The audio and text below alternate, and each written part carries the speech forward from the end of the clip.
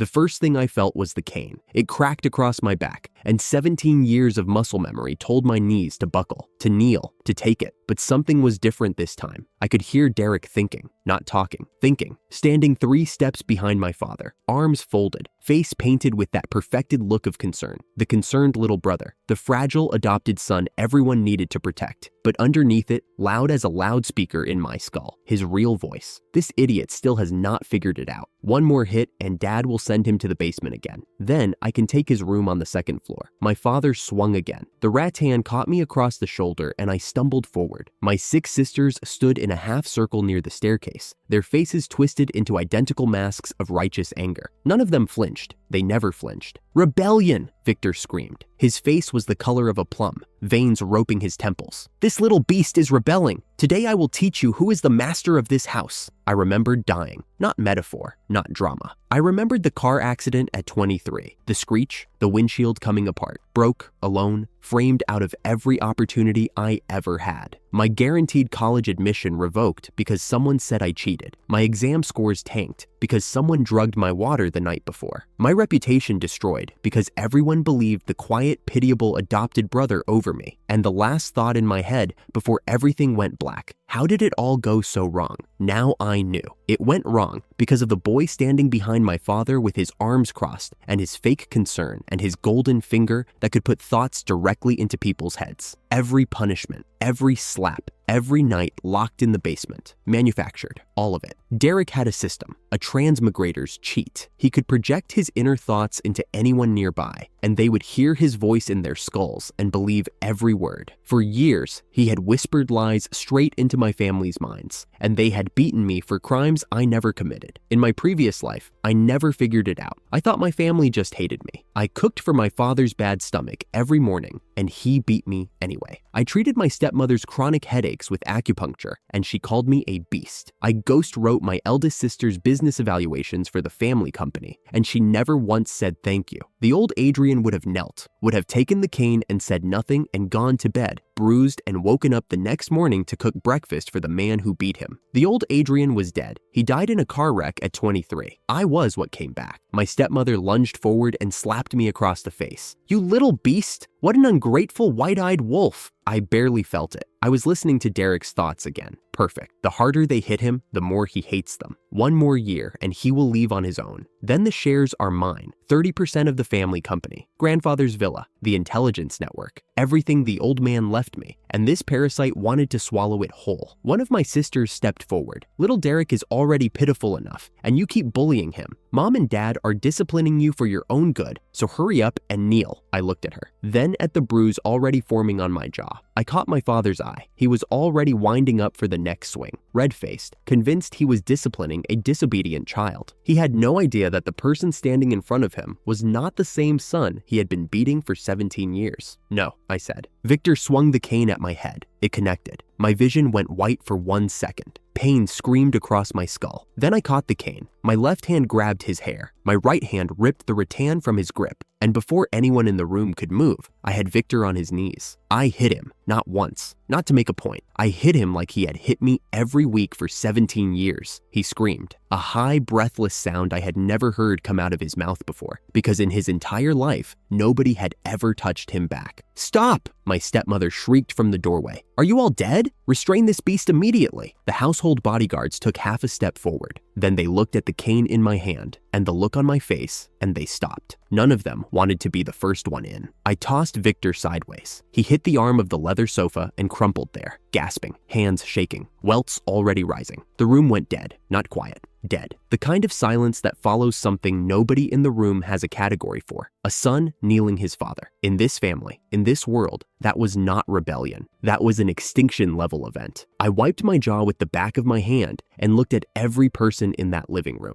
My sisters had backed toward the far wall. My stepmother was frozen in the doorway. Derek stood by the staircase, arms crossed, eyes wide, mind screaming. This is not the same person. Something is wrong. Something is very wrong. It seems, I said. You all took my words as hot air. Victor was panting on the sofa. His eldest daughter knelt next to him. "No," she said, her voice shaking with fury. "If he dares to hit his father today, he will dare to poison the whole family tomorrow. We cannot keep this beast." My second sister chimed in. "If people find out our family has someone like this, it will be humiliating." The sixth one crossed her arms. "Not only did he dare harm little Derek, he dared harm his own father. I will not acknowledge him as a brother. Even if he gets on his knees and begs, we cannot let him off." I did not plan to beg. Ever again. Victor pushed himself upright. His face was swollen, but his voice was steady. The voice of a man who had spent his life giving orders and expecting obedience. "Call the psychiatric hospital. The seventh young master's mania has relapsed. Have them take him tonight." I almost laughed. The psychiatric hospital, his favorite move. Label the rebel as crazy. Lock him away. Tell the neighbors he is getting treatment. He had threatened it 3 times in my previous life. Twice, it worked. Not this time. "Oh," I said. "Impressive." I pulled out my phone and dialed the only number that mattered. It rang twice. "Young master." Wallace's voice was gravel and iron. 56 years old, tang suit, cane of his own, and the kind of connections that made police commissioners return his calls. My grandfather's right hand for 30 years. The man the old patriarch left behind specifically to protect me. "Uncle Gong, I need you at the villa. Now, on my way." In my previous life, I had pushed Wallace away, kept my distance because I thought I could earn my family's love without outside help. That was the single stupidest decision of a life full of stupid decisions. He arrived in under 5 minutes, not alone. 24 bodyguards filed through the front door behind him, retired special forces and international contractors, each one worth more in a fight than every household guard my father employed combined. They fanned out across the living room in 2 rows and stood still. Wallace walked to my side and stopped. He looked at my face, then at Victor on the sofa, then at the cane on the floor. His expression did not change. "When any random cat or dog dares to bully the young master," Wallace said, his voice carrying to every corner of the room, "the old master's spirit in heaven would surely be cursing." Victor's jaw clenched. He knew Wallace. Everyone in the city's upper circles knew Wallace. The gray forces, the old connections, the network of favors and debts that the grandfather had woven over 40 years. All of it belonged to this man in the tang suit, and all of it answered to me. "Try disciplining him again," Wallace said, "and see what happens." Nobody moved. Nobody spoke. My 6 sisters had pressed themselves against the far wall. My stepmother stood rigid in the doorway with her hand over her mouth. Derek was calculating. I could hear it. Uncle Gong controls the old network. If Adrian has him, this changes everything. I need to talk to the system. I need a new plan. Good. Panic, you parasite. I turned to Derek. He was still standing by the staircase, but the pose had changed. The arms were no longer crossed. His hands hung at his sides, and his eyes were darting between me and Wallace's men. "You know what I find interesting?" I said. "You told everyone I tried to poison you with peanut butter. Faked an allergic reaction. Whole family believed it. Dad beat me for it." Derek's face crumpled into his victim expression. Instant, like flipping a switch. "I did not frame you, big brother. Dad, Mom, you have to believe me. I would never lie about something like that. His real thoughts, he knows." How does he know? The allergy test came back clean, but I deleted the results. There is no way he found them. Stay calm. Stay in character. I smiled. "Uncle Gong," I said, "get a jar of peanut butter." The room erupted. My stepmother lunged forward. "If you dare touch him, I will act as if I do not have you as a son." "Then do not," I said. Wallace nodded once. 2 of his men went to the kitchen and came back with a full jar of smooth peanut butter. Derek backed against the wall, his victim mask cracking, real terror bleeding through underneath. "Allergies can kill! Save me! Someone save me!" Nobody moved. The household bodyguards looked at Wallace's men and did not reach for anything. They were outranked and outmanned, and everyone in the room knew it. Wallace's men held Derek still. One of them opened the jar and held a spoonful in front of his face. Derek gagged. He cried. He screamed for his mother, but the jar kept coming, every last scrape. I watched without expression. Here was the thing Derek did not know. I remembered the future. In my previous life, this peanut allergy was the first big frame job. The hospital results showed 0 allergic reaction, but Derek had the records deleted. This time, the hospital would find nothing, and the family would have one more crack in Derek's perfect victim story that they would not be able to explain away. Victor grabbed Derek's arm and hauled him toward the door. "Get him to the hospital, now." He turned back to me. "You are a monster. Do you hear me? A monster." I watched them go. Derek stumbled out, covered in peanut butter, face streaked with tears, his thoughts wild and broken. He knows too much. This is not the same brother. Something changed. I need the system. I need the system. Good. Run to your system. See if it can save you from what is coming. The front door closed behind Derek and the sister who took him to the hospital. The remaining family stared at me from across the room like I was a stranger who had walked into their house wearing their son's face. I was. Get out, I said. All of you.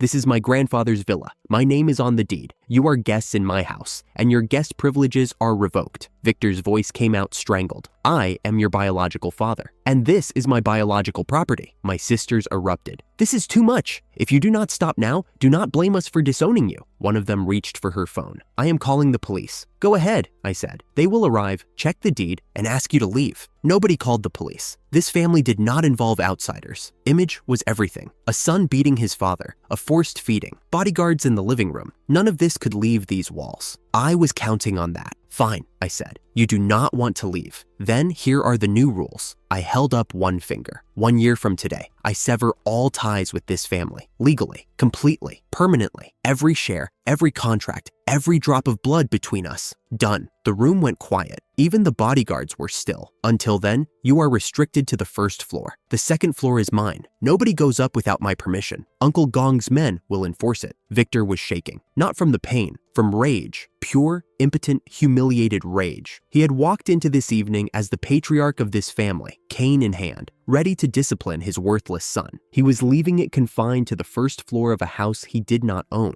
humiliated and powerless with 24 bodyguards between him and the staircase. Whoever dares to provoke me, I said, must pay the price. Wallace gave the order. His men began clearing the second floor, furniture relocated, rooms secured, a perimeter established at the top of the stairs with 2 guards on rotation. I walked to the staircase, face bruised, jaw swollen. I did not clean up. I wanted them to see it. Halfway up the stairs, I stopped, looked back at the family clustered in the living room below me, my father on the sofa, my stepmother rigid in the doorway, my sisters pressed against the wall, all of them staring up at me with the same expression. Who is this person? Someone they should have treated better. I turned and walked the rest of the way up. The bodyguard at the top of the stairs closed the door behind me. Victor sat on the sofa long after Adrian's footsteps faded above them. His hands were throbbing. His pride hurt worse than any mark on his body. His eldest daughter brought ice. He waved her away. The psychiatric hospital idea was dead. With Wallace and his men in the house, there was no way to drag Adrian anywhere. The boy had called in an army, and every soldier in it answered to a dead man's ghost. From the doorway, his wife's voice came thin and shaking. That is not our son. Something is wrong with him. He would never have dared. Victor said nothing, because she was right. The Adrian he knew would never have dared. That was the part that frightened him. He picked up his phone and stared at it. He could call the board. He could call the lawyers. He could call every connection the family company had in this city. None of them outranked the old master's network. He put the phone down. Upstairs, the bodyguards were rearranging furniture. The sound of his own house being divided against him filled the silence like a verdict. The next morning, I stood at the top of the stairs and watched the eviction. Wallace had started at dawn. His men went room by room on the second floor, pulling clothes from wardrobes, sweeping cosmetics off vanity tables, stacking suitcases and shoe racks into piles. Everything that did not belong to me went over the railing into the first floor hallway like garbage day at a department store. Selena's voice hit the ceiling first. You cannot do this. Those are my things. I did not look down. I was drinking tea from a porcelain cup the old man had left me. Good tea. Better morning. My house, I said. My floor. Your things are downstairs. So are you. Victor appeared at the bottom of the staircase. His face was the color of overripe plums, still carrying last night's humiliation. 2 bodyguards blocked his path with the kind of calm that said they had done this before. Adrian, his voice shook. This is insanity. We are your family. Then act like it's somewhere else. I took another sip. The guest rooms on the first floor are perfectly livable. Enjoy. Victor dropped onto the sofa like a man twice his age. The family doctor had come and gone before breakfast, leaving pills and a warning about blood pressure. Selena paced behind him, her heels clicking a furious rhythm on the marble. He threw out my fur coat, she said. My fur coat. Do you understand? Diana had already left for the office, refusing to spend another minute in a guest room the size of her closet. Derek sat in the corner, quiet, a glass of water in his hand. His expression was the usual, wounded, gentle, the perfect victim. But I had heard his thoughts the night before, and they had not been gentle at all. Selena stopped pacing. We cannot live like this, under our own roof, being treated like tenants. It is not our roof, Victor said, so quietly it might have been to himself. Nobody argued. Selena crouched beside Derek and took his hand. Sweetheart, are you feeling better? He nodded, soft and small. I am fine, Mom. I am just glad nobody got seriously hurt. From 2 floors above, I could not hear the words, but I already knew the script. Derek performed kindness the way other people performed surgery, with precision, intent, and an audience. The hospital visit was supposed to be a formality. Rush in, confirm the severe allergic reaction, add another charge to the list of reasons Adrian Way was a monster. Selena had rehearsed the speech on the drive over. The emergency director did not cooperate. Chairman Way, there is no need to worry. The doctor's smile was the kind that came with bad news wrapped in good. Young Master Derek is not allergic to peanuts. He never was. The choking was purely mechanical. Peanut butter blocked his airway. Once we cleared it, every test came back clean. The room went very still. Victor stared at the doctor. Selena stared at Derek. Derek stared at his own hands. That is impossible, Selena said. He has been allergic since he was a child. We have medical records. The doctor shifted. We reviewed those records, ma'am. There are no prior allergy tests on file. The original diagnosis was based on a single self-reported incident. Self-reported, meaning Derek had told them he was allergic, and they had believed him without checking. For years, Derek's eyes filled with tears on command. I am so sorry. I really thought I was allergic. I must have been wrong this whole time. Selena pulled him into a hug immediately. Of course, sweetheart. It was an honest mistake. Anyone could get confused. Victor said nothing. He was looking at the wall, and the muscle in his jaw was working. They left the hospital 20 minutes later. Nobody mentioned the allergy again. Not on the ride home, not at the door, not ever. Because admitting the allergy was fake meant admitting the beatings were for nothing. And that was a door this family would nail shut with both hands. I closed the study door and sat across from Wallace. The room smelled like sandalwood and old paper. This was where the old man had taught me everything. Business, people, patience. They went to the hospital, I said. Derek is not allergic. They know. Wallace set his tea down. And nothing. They are pretending it did not happen. A dry sound came from Wallace's throat. Not quite a laugh. Of course they are. I leaned back. Uncle Gong,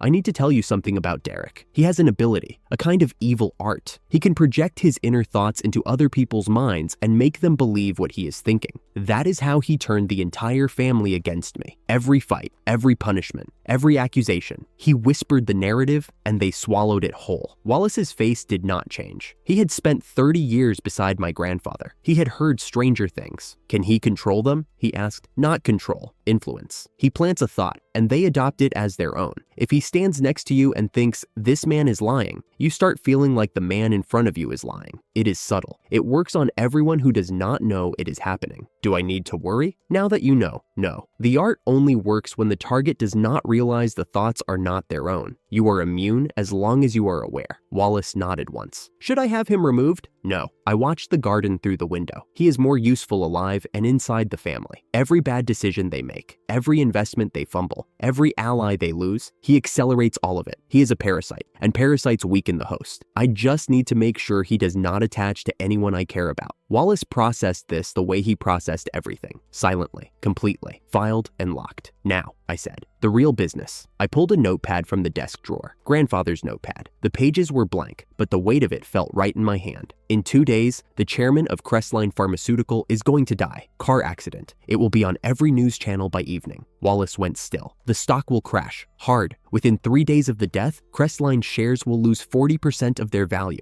Everyone will panic sell. And you want to buy, Wallace said. 300 million, not a one more. Buy when the price bottoms, hold for 12 days, then sell when the new management stabilizes the stock and the recovery begins. The return will be somewhere between 60 and 90%. Wallace's eyes narrowed. Not doubt, calculation. 300 million is a precise number. Anything more moves the market. 300 million buys quietly, sells quietly, no flags. Where does the capital come from? Your discretionary fund. Treat it as an investment from the estate, not a gift. I will repay it with interest from the profit. He picked up his tea again, drank, set it down. Young master, I have followed your grandfather for 30 years. He never once told me a man was going to die and then been wrong. A pause. You carry the same certainty. I did not explain the rebirth. I did not need to. Wallace did not ask how I knew things. He asked whether I was sure, and when I said yes, he moved. 300 million. Day 3 after the death. Sell on day 12. He stood. I will prepare the accounts tonight. I came down for dinner early, on purpose. The chef had prepared what I asked for. Mapo tofu swimming in chili oil. Twice cooked pork glistening with fat braised ribs in black bean sauce. A whole steamed fish drenched in garlic and scallion. 8 dishes and a soup. Every single one loaded with spice, oil, and everything the family's dietary rules forbade. Victor's stomach condition meant the household had been eating bland medicinal food for years. The whole family suffered for his gut. Not tonight. I sat at the head of the table, the patriarch's seat, and started eating before anyone else arrived. In this family, that was a declaration of war. Meals began together. The eldest sat at the head. Breaking both rules at once was the kind of insult that traveled through a Chinese household like fire through paper. They found me halfway through the fish. Selena's face went white, then red. What is this? Who authorized this food? Nanny Ruth. The nanny appeared in the kitchen doorway, small and terrified. Ma'am, the eldest young master ordered the menu himself. I could not refuse. You could not refuse? Selena's voice climbed. He is a child. He is the owner of this house, I said without looking up. If you do not like the food, do not eat it. Victor sat down heavily. He stared at the spread, the chili oil, the braised fat, the garlic, and his stomach clenched visibly. He could not eat any of this. His condition would flare within an hour. Derek slid into his chair with the smooth concern of a trained actor. Brother, father's stomach is not well. Should I ask the kitchen to make something lighter? Go ahead, I said. Make whatever you want. You are good at performing after all. The table went quiet. Derek's expression flickered, just a flash, before the mask reset. Diana had not arrived yet. She was still at the office, drowning in proposals she could not evaluate. But the rest of the family was here, and that was enough for what came next. It was Diana's voice through the phone that set it off. Selena had called her, complaining about the food, and Diana, already furious from a day of work she could not do, asked one question that detonated the room. Where is the medicinal meal? Father needs his medicinal meal. Selena turned to the nanny. She is right. Nanny Ruth, where is it? You know the chairman's stomach requires it every evening. Nanny Ruth stood frozen in the kitchen doorway. Her eyes went to me. I gave her nothing. Ma'am, the nanny's voice was barely above a whisper. The medicinal meal was never prepared by the kitchen staff. Selena blinked. What? It was the eldest young master. He prepared it himself, every day, for the past 3 years. The silence that followed was not the quiet of surprise. It was the quiet of a family, realizing they had been standing on a floor that was never there. Victor turned to me. Something moved behind his eyes. Not gratitude, not guilt, but the panicked recalculation of a man whose narrative just cracked. 3 years? His voice was hoarse. 3 years, I confirmed. I set my chopsticks down. Every morning, I woke at 5 to prepare the herbal base. Every evening, I simmered it for 3 hours with 37 ingredients that I sourced, measured, and cooked myself. Nobody asked me to.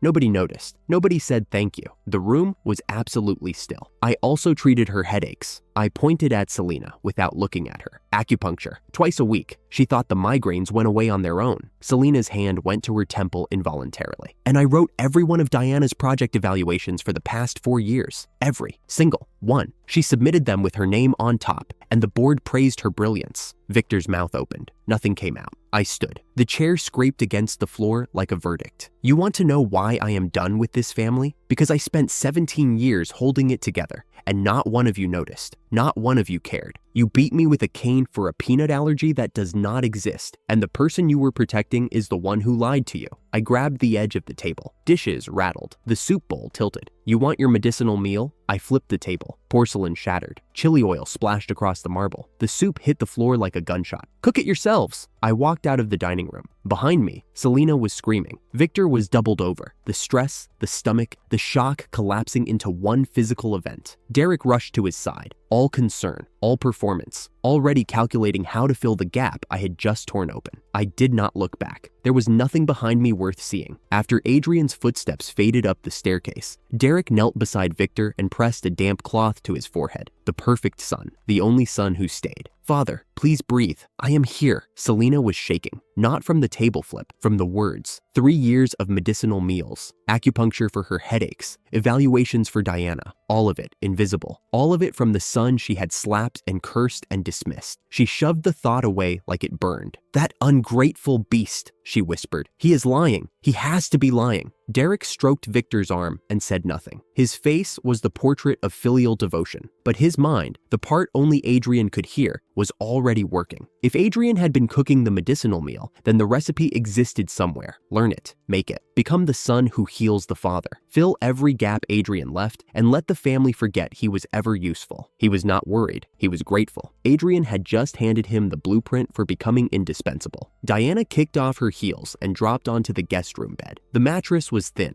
The room was the size of her bathroom at the Riverside apartment. Luxury bags were stacked against the wall because there was no closet large enough. Her phone buzzed. 99 unread messages in the work group. Her father had forwarded a stack of investment proposals that needed review before tomorrow's board meeting. She opened the first one, read 2 paragraphs, closed it, opened the second, read the executive summary. The numbers swam. In 7 years as vice president, she had never once struggled with a proposal. Every evaluation she submitted was praised by the board. Decisive analysis, sharp instincts, the Harvard-educated eldest daughter of the Way family. The evaluations were not hers. They had never been hers. She picked up her phone and called Nanny Ruth. Tell my brother to come look at these proposals. The quarterly deadline is tomorrow. 20 minutes later, Nanny Ruth returned with her face pinched and pale. He said, no, miss. He said to stop relying on other people for the rest of your life. Diana stared at the nanny, then at the proposals, then at the ceiling. Something hot and sharp climbed her chest. Not guilt, not fear. Pride. Wounded, bleeding pride that could not admit the truth, even when the truth was sitting in a stack of documents she could not read. She sat up, grabbed the proposals, flipped through them one by one, scanning department recommendations, rubber stamping approvals the way she imagined a real executive would. The last proposal was the thickest. Crestline Pharmaceutical, 1 billion yuan for 15% of a company valued at 6 to 7 billion. The project department recommended it. The investment department recommended it. Every metric pointed up. She signed the approval without reading past the summary page. 1 billion yuan, decided in the time it took to pour a glass of water. She tossed the folder aside and turned off the light. Tomorrow she would present it to the board as her own bold strategic vision. 5 floors above, I already knew. Wallace would position our 300 million on the other side of that trade. When Crestline's chairman died and the stock collapsed, Diana's billion would evaporate, and my 300 million would come back as 500. The chessboard was set. The pieces did not know they were pieces. I turned off the study lamp and let the dark settle. 1 year. That was all the family had left. They just did not know it yet. The driver was already holding Derek's door open when I came downstairs. I watched the man jog across the gravel, spine straight for Derek, practically bowing, and then turned to me with the laziest half smile I had ever seen on paid help. Sorry, young Master Adrian. He gestured loosely toward the bike rack by the garage. Car is a bit cramped today. Why don't you ride your bicycle like you used to? Better for the environment. Somewhere behind the hedge, 2 servants traded a look. One covered her mouth. I rubbed the jadeite ring on my left hand and let the silence sit. In my previous life, I would have walked to the bike rack without a word. That version of me believed patience earned respect. It earned a funeral instead. Sure thing, I said. Thanks for the hard work, the driver beamed. Derek climbed into the back of the Mercedes without looking at me. The door shut. The Mercedes rolled toward the gate. Then, the first Bentley turned the corner. A black Mulsanne, bulletproof glass so dark you could not see inside. It pulled into the driveway slow and heavy, like a shark entering a lagoon. Then a second one, identical, then a third. They lined up nose to tail with the kind of spacing that only comes from military-trained drivers. 6 doors opened. 18 men in dark suits stepped out in unison, earpieces in, hands at their sides. The bodyguard captain walked to the middle car, opened the rear door, and dipped his head. Young master, if you need anything, press the device. We arrive within 60 seconds. The driver was still standing by the bike rack. His hand was frozen on the handlebar of my old 10-speed. His face had gone the color of old paper. I climbed into the Bentley without looking at him. Fair is fair. The leather interior smelled like money I had not spent yet. Through the tinted window, I watched the servants staring from the porch. One of them was already on her phone. By the time Derek's Mercedes reached the school gate, every servant in the villa would know. By lunch, every driver in the family fleet would know. And by tonight, Victor would find out that his biological son rode to school in a convoy his own corporate fleet could not match. I smiled and settled into the seat. 3 Bentley Mulsannes pulling into a high school parking lot is not subtle. I was not trying to be subtle. The first car rolled past the drop-off lane and students froze mid-step. Phones came out before the second car was even visible. A teacher carrying a stack of folders stopped dead on the walkway and stared over his glasses. 3 bulletproof Mulsannes? Who is that? Custom armored ones too. Look at the glass. completely opaque. Wait, is that Adrian Way? The one who is not even favored? He is rolling deeper than Derek. I stepped out into the morning light. The ring caught the sun. The watch caught the rest. The bodyguard captain stationed 2 men at the school gate, stone-faced and professional. The other teams rotated back to the cars on standby. No disruption, just presence. The kind of presence that made every parent picking up their child tonight ask the same question. Whose son requires 18 bodyguards? I adjusted my cuffs and walked through the front doors. Behind me, the whispers multiplied like a stock in free fall. Good. By lunch, every family with a child at Crestview would know. The noise in the classroom dropped the moment I walked in.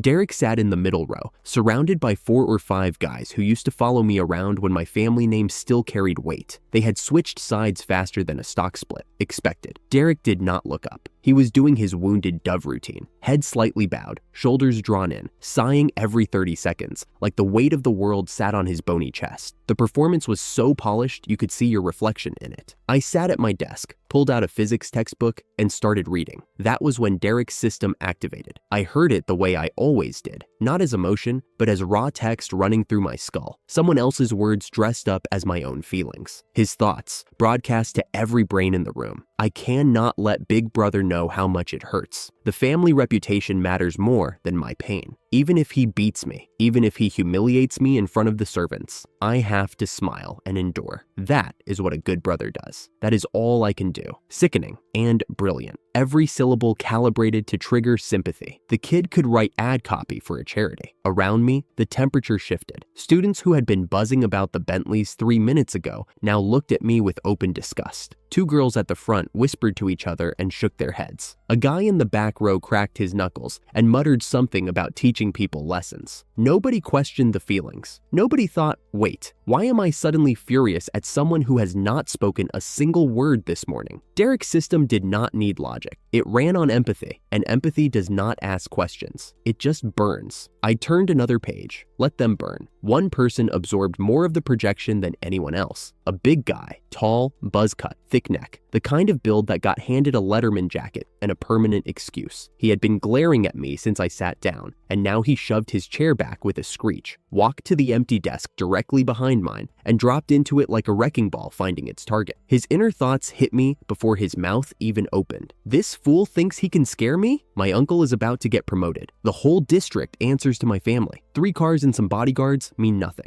In my previous life, this guy tormented me for 2 full years, and I never fought back. He ended up marrying into a family that embezzled $80 million and fled the country. Funny how I used to think he was untouchable. His foot hit the back of my chair, hard. Adrian, his voice was loud enough for the whole room to hear. You have a day like this too, huh? Were you not arrogant before? Keep being arrogant then. Another kick. My desk lurched forward. Now that your own family does not want you, what exactly do you have to be arrogant about? I turned 1 page. Did not look up. Get lost, he laughed. The room laughed with him. Derek's system humming underneath like a frequency nobody could hear, keeping the mood locked against me. I could feel the broadcast pulse. He deserves this. He beat his own father. He is dangerous and unstable. Another kick, harder. The desk scraped across the floor. I said get lost. My voice stayed flat. Last warning. He leaned forward until I could feel his breath on the back of my neck. Then he flicked the back of my ear with 2 fingers, hard enough to sting. That was the last mistake he would make today. I put him down before he finished his next breath. He was twice my size. Did not matter. Speed matters. Willingness matters. I was out of the chair and on him in under 2 seconds. He hit the floor hard, and I made sure he felt it in enough places that he would not stand back up with ideas. He was a bully who expected his target to cower, and when the target attacked, his entire operating system crashed. The classroom erupted. Chairs scraped the floor in every direction. Someone screamed. Someone else yelled for a teacher.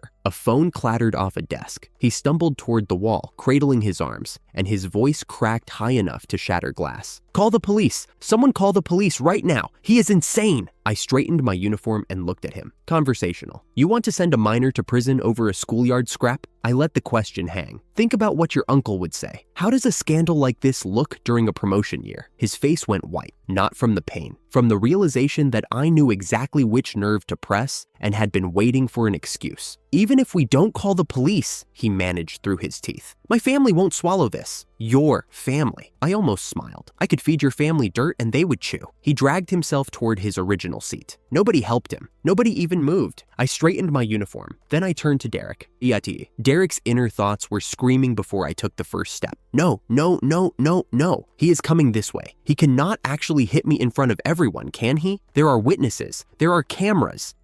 Oh God, he is right here. Think of something. Play the victim. Cry. On cue, tears swelled in Derek's eyes. His lip trembled. His hands came up, palms open. The universal gesture of a boy who has never done anything wrong in his life. Be big brother. His voice wavered perfectly. What are you doing? I didn't ask anyone to. You didn't have to ask, I said. You just had to think it. His eyes flickered, just for a fraction of a second. Fear behind the innocence, trying to parse what I meant. He could not yet. I grabbed him by the collar and slammed him face first into the desk. The sound was flat and hard, like dropping a textbook from a height. Derek screamed, I don't have a brother like you. I shoved him down again. Someone behind me shrieked. 3 students bolted from their seats and ran for the door, shouting for a teacher. Chairs toppled. Derek's thoughts had collapsed into static. Just pain and terror, and one repeating phrase looping over and over. Mom, save me. Mom, save me. Mom, save me. I let go. He crumpled forward onto the desk, sobbing without any system behind it. Just the raw, ugly sound of a boy who had never been hit in his life, discovering what it felt like. I straightened my blazer and sat down. The classroom was silent, except for Derek's crying and the sound of footsteps running down the hallway toward the teacher's office. 40 students, not one of them breathing normally. Then a girl near the window stood up. I knew her. In my previous life, I had been in love with her, the kind of love that rewrites your priorities and makes you stupid. Her grandfather and mine used to joke about an engagement when we were children. She had chosen Derek over me, and I spent years replaying every conversation, wondering what I lacked. Turns out I lacked the ability to broadcast fake emotions into her skull. Mystery solved. She stepped forward with tears already streaming. Stop it, her voice cracked. Adrian, if you don't stop right now,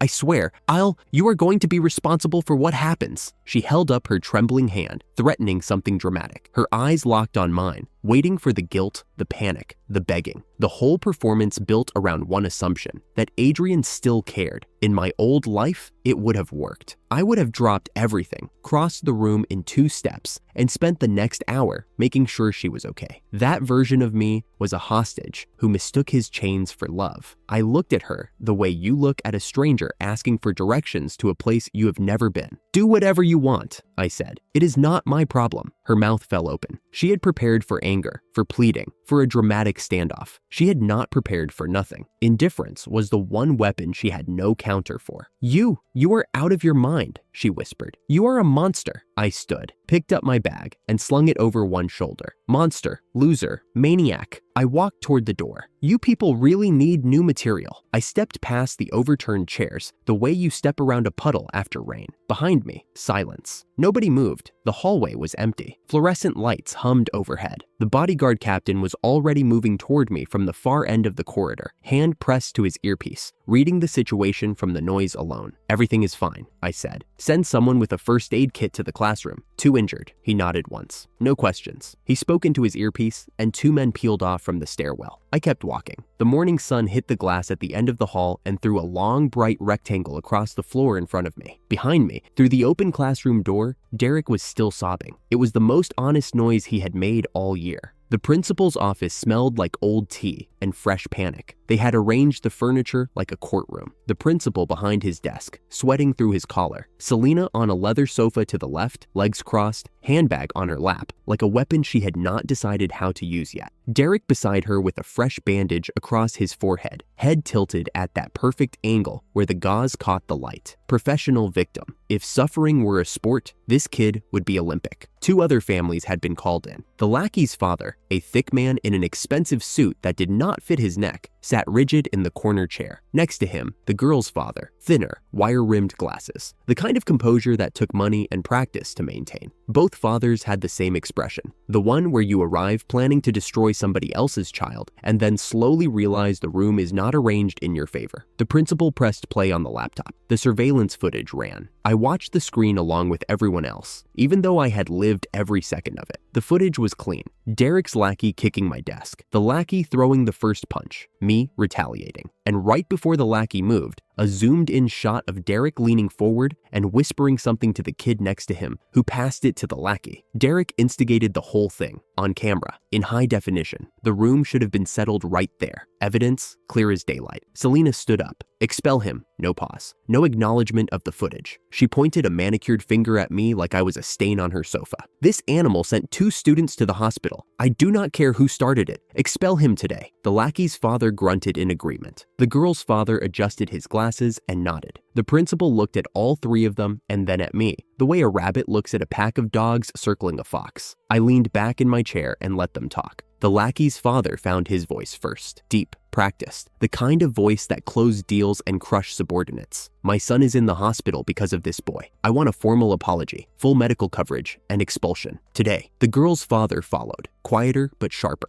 My daughter had a breakdown because of the violence in that classroom. The psychological damage alone warrants. Stop. I did not raise my voice. Both men turned. I looked at the lackey's father first. Your company's 3rd quarter audit, the one your finance director doctored before it reached the regulatory board. I let the sentence breathe. 1 call. That is all it takes. His face drained like someone had pulled a plug. The thick neck went still. I turned to the girl's father. Your secondment to the provincial office 3 years ago. The incident in the hotel, room 812. I paused. Your wife does not know. Your employer does not know. The provincial committee does not know. Yet. He removed his glasses, put them back on, removed them again. His hands could not figure out what to do. The lackey's father was the first to stand. He smoothed his ill-fitting jacket and cleared his throat. I think perhaps the surveillance footage does show that the circumstances were more complex than we initially. Get out, I said. Take your son. Do not come back to this office. And the next time your boy kicks someone's desk, make sure the someone does not know your audit trail. He left without another word. His chair scraped loud enough for the hallway to hear. The girl's father followed him 30 seconds later. He did not even make an excuse, just stood, tucked his glasses into his breast pocket, and walked out staring at the floor. 2 down. The room was half empty now. The principal's mouth was slightly open. Selena's fingers had gone white around her handbag strap. Selena recovered fast. I will give her that. You think chasing away 2 spineless fathers changes anything? She crossed her arms and raised her chin. The performance was flawless. Righteous mother, wronged child, moral high ground. My son is sitting here with a bandage on his head. Your doing. I want you expelled and transferred to Southgate Middle today. Southgate, the school where they sent the kids nobody wanted. Gang territory, broken desks, teachers who had given up 5 years before retirement. In my previous life, she had said the exact same thing. Same school name, same venom. Derek moaned softly beside her, touching his bandage with the tips of his fingers. His thoughts poured into the room like poison gas. Mom is going to crush him. Once he is at Southgate, I will have the whole school to myself. His grandfather's network cannot help him there. He will rot. I almost smiled. Southgate, I repeated. Interesting choice. You would send your husband's biological son to a school that does not have a functioning library, so your adopted son can play the wounded prince in peace. Selena's eyes went sharp. He is not my husband's son. He is a beast. She turned to the desk. Process the transfer, now. She stood and closed the distance between us. One hand shot out and grabbed my wrist. Her nails dug in, hard. Listen to me carefully, she hissed. You will sign whatever paper they put in front of you. You will leave this school, and you will stop embarrassing this family before you destroy what is left of it. Her grip tightened. Her nails dug in hard enough to leave marks. I looked down at her hand, then up at her face. You are welcome to try. She squeezed harder. I did not move, did not pull away, did not flinch. I just watched her with the same expression I would give a stranger on a bus. Mildly curious, profoundly uninterested. The principal half rose from his chair. Mrs. Wei, perhaps we should— Shut up, Selena and I said at the same time. I pulled my wrist free, casual, like removing a bracelet I did not want anymore. Then I picked up the pen from the principal's desk, walked around to where he was sitting, and wrote 6 digits on the wooden surface. No paper, directly on the desk, slow enough that each number was clear. The principal looked at the number. His face did something I had never seen a face do that fast. Blood left it in layers, like watching a sunset play in reverse. First the cheeks, then the nose, then the forehead. By the time the color reached his ears, his hands were flat on the desk and trembling. He looked up at me. I put the pen down and went back to my chair. "Mrs. Wei," the principal's voice had changed. It was the voice of a man who had just remembered his own mortality. Having reviewed the surveillance footage thoroughly, it is clear that the student Derek Wei deliberately instigated the confrontation. Adrian Wei acted in self-defense after being physically attacked first. A transfer is not warranted, nor is any disciplinary action against Adrian. Selena stared at him. Furthermore, he continued, his hands still shaking under the desk, where he thought nobody could see them. Derek Wei will receive a major school demerit for instigating a violent altercation. He will also read a public self-criticism over the school broadcast system. These instructions come directly from the board. "You spineless," Selena started. "The decision is final, Mrs. Wei. I would encourage you to respect it." Selena whipped toward me. Her face was the color of hot iron. "What did you write? What was that number?" I looked at her the way you look at someone who has asked what time it is during a hurricane. "I do not know what you are talking about. I was testing whether the pen still worked." Selena lunged, not at me, at the desk. She tried to look at the number. The principal slammed a folder over it so fast he knocked his tea off the edge. The cup shattered on the floor and nobody moved to clean it. "Mrs. Wei, please." His voice was thin. "The matter is resolved." Derek sat perfectly still through all of it. His bandage was pristine,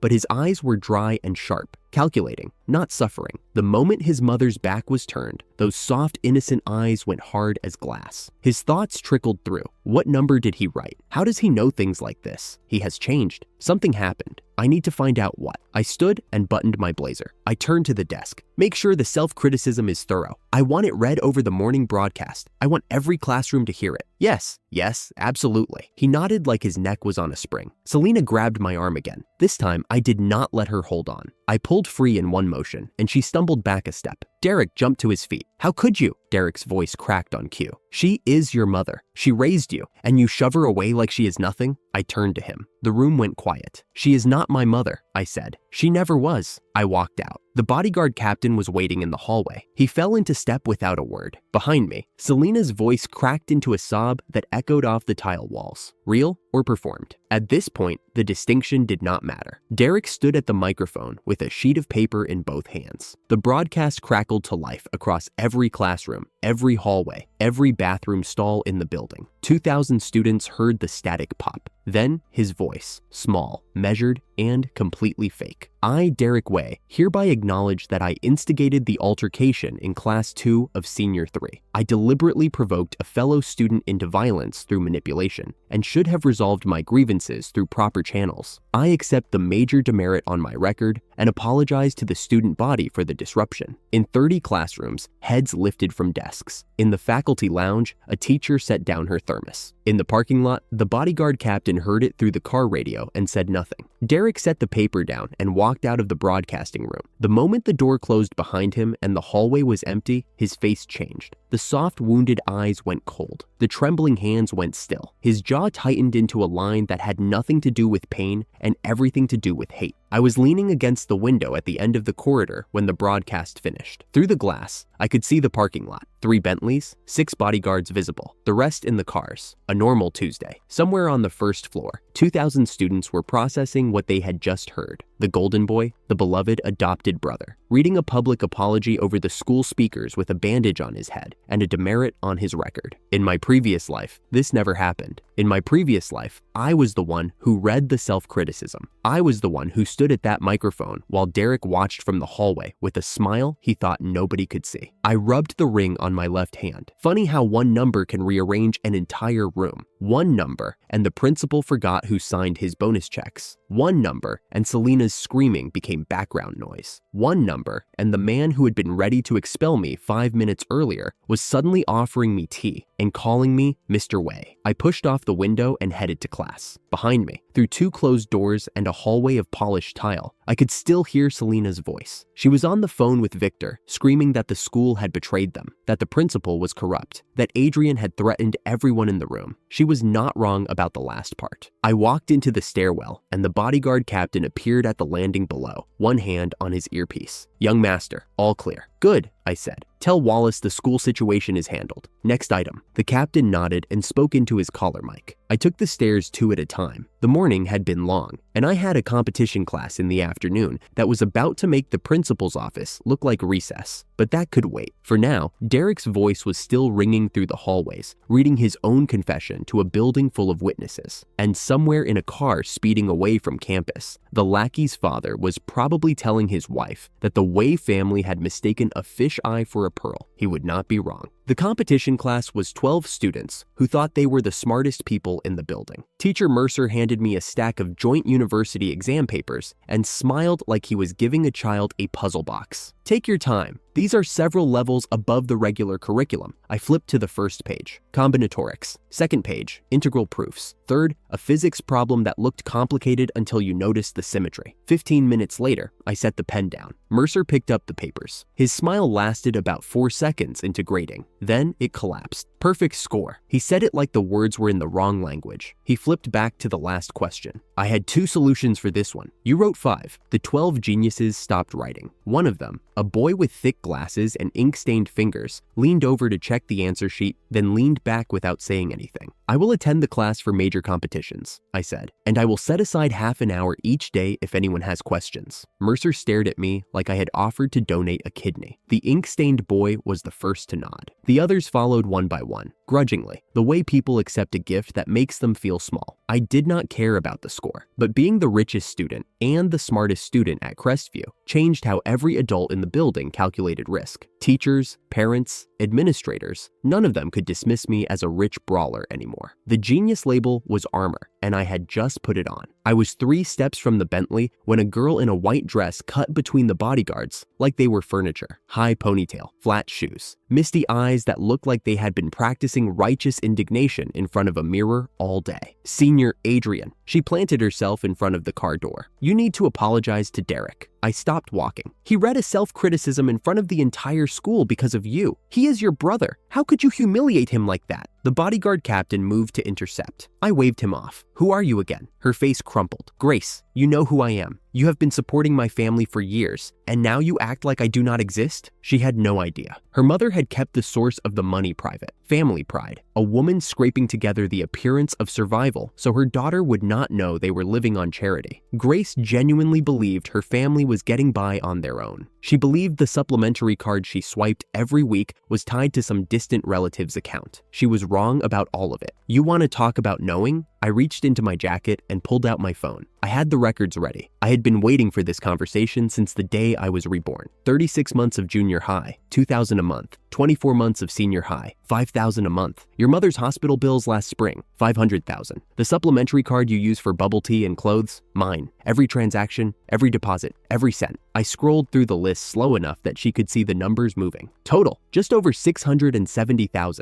Grace's face went white. The righteous fire in her eyes died like a candle in a typhoon. That is a lie, she whispered. Call your mother, right now. Ask her where the tuition money came from. She did not move. I am freezing the card tonight, I said, and I am canceling the monthly deposits. If you want to cut ties with scum like me, let us make it clean. You can start by repaying every cent. I stepped around her and got into the car. The bodyguard captain closed the door. Through the tinted glass, I could see her standing in the parking lot with her arms at her sides, mouth open, still holding the phone she had not called. In my past life, I had feelings for this girl. She took the money, took the kindness, and sided with Derek the moment it was convenient. This time, I was not going to wait for the betrayal. I cut the cord before she could tie it into a noose. Grace did not go home. She went to the milk tea shop on the avenue with her usual circle, 6 girls who had been orbiting her since sophomore year, drawn by the black card and the generous orders. My treat, Grace announced, the way she always did. 43 cups for the group and a few hangers-on. The clerk tapped the total, 1,672 yuan. Grace slid the card across the counter. The machine beeped. Red light. I am sorry, miss. This card has been frozen. Grace laughed. Try again. The clerk tried again. Same result. The laughter at the table behind her dimmed. 6 pairs of eyes shifted. Grace turned to the group. Can someone cover this? I will pay you back tomorrow. Silence. One girl studied her nails. Another suddenly needed the bathroom. Then Grace's phone rang. Her mother's voice came through loud enough for the whole shop to hear, raw, furious, and completely unfiltered. Where are you? Get home now! Your grandmother's medical bills are overdue. The hospital called twice. And what is wrong with your card? Did that rich boy finally cut us off? I told you not to make trouble. Grace fumbled for the volume. Too late. The clerk was staring. The girls at the table were staring. A boy from school at the next table had his phone out, recording. The image cracked in real time. The generous girl with the effortless spending. The one who always picked up the tab. Who never checked prices. Who waved away change like it was beneath her. A fiction built on my money, collapsing the moment I stopped paying for it. Grace's followers did not say goodbye. They just left. One by one, picking up their bags with the efficiency of people who had never liked her, only liked what she could buy them. Victor waited until the soup course. Your grandfather. He set his chopsticks down with the deliberate precision of a man who had rehearsed this speech. He left behind certain assets, an intelligence network, connections across the province, contacts in the capital. I kept eating. These belong to the Wei family, not to one person. Your grandfather built this empire for all of us, and I will not allow a teenager to hoard. He left them to me. Victor's jaw tightened. Selena reached for her wine glass but stopped halfway, watching. You are a minor. You do not have the authority to. Wallace answers to me. His men answer to me. The grandfather chose his heir, and it was not you. I picked up a piece of braised pork with my chopsticks. If you want an intelligence network, build one yourself. You have a company. Use it. Derek chimed in from across the table, soft and wounded. Brother, how can you help outsiders against your own family? We are all worried about your safety. Father is just trying to protect. You are the outsider. I did not look at him. The Wei Group was my grandfather's life work, not your driver father's. The table went silent. Selena's hand found the wine glass this time and gripped it like a lifeline.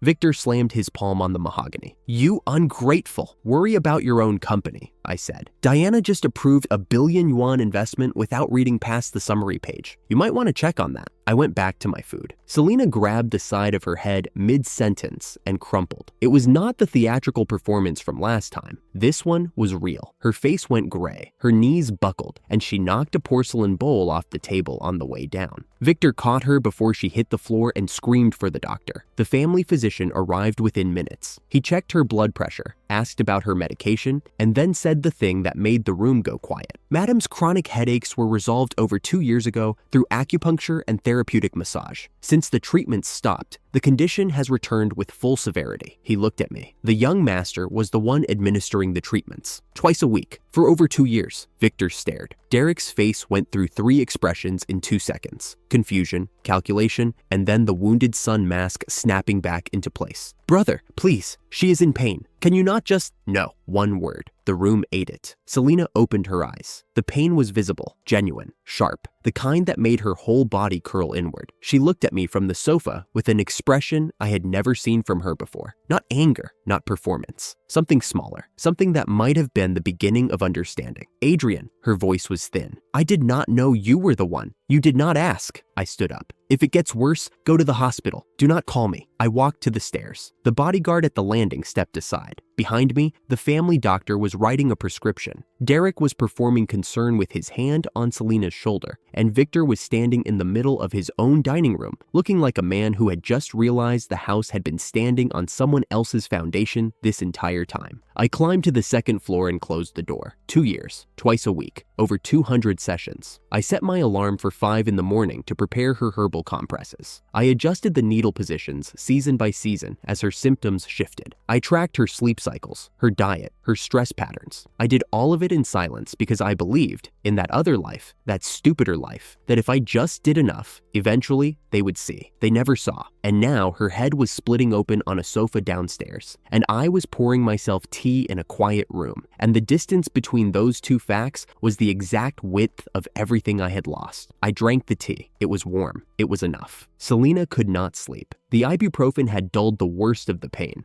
but the guilt was a different kind of headache entirely. She lay next to Victor's snoring bulk and stared at the ceiling, replaying the doctor's words. 2 years, twice a week. That boy, the one she had slapped, the one she had tried to expel, the one she had called a beast in front of the school principal, had spent 2 years pressing needles into her skull with the precision of a trained physician, and she had credited the improvement to vitamins and sleep. She got out of bed. The hallway was dark. She took the stairs up to the second floor, her slippers whispering on the marble. 2 bodyguards stood at the corridor entrance like pillars that breathed. "I need to see my son." The taller guard did not move. "Young master does not wish to be disturbed, especially not by you." Selena flinched. "He left specific instructions," the guard continued, his voice flat and professional. "If you have a medical episode, go to the hospital. If the worst happens, do not bother him." She stood there for a long time. The hallway light hummed. The bodyguards did not blink. Then she turned around and walked back downstairs, one hand on the railing, the other pressed against her temple. Somewhere behind the closed door at the end of the corridor, her stepson was asleep, or reading, or staring at the ceiling the same way she had been. She would never know. The door was closed, and 2 men with earpieces stood between it and everything she had never said. Diana's phone hit the marble floor and shattered. The secretary had barely finished the sentence. Crestline Pharma's chairman,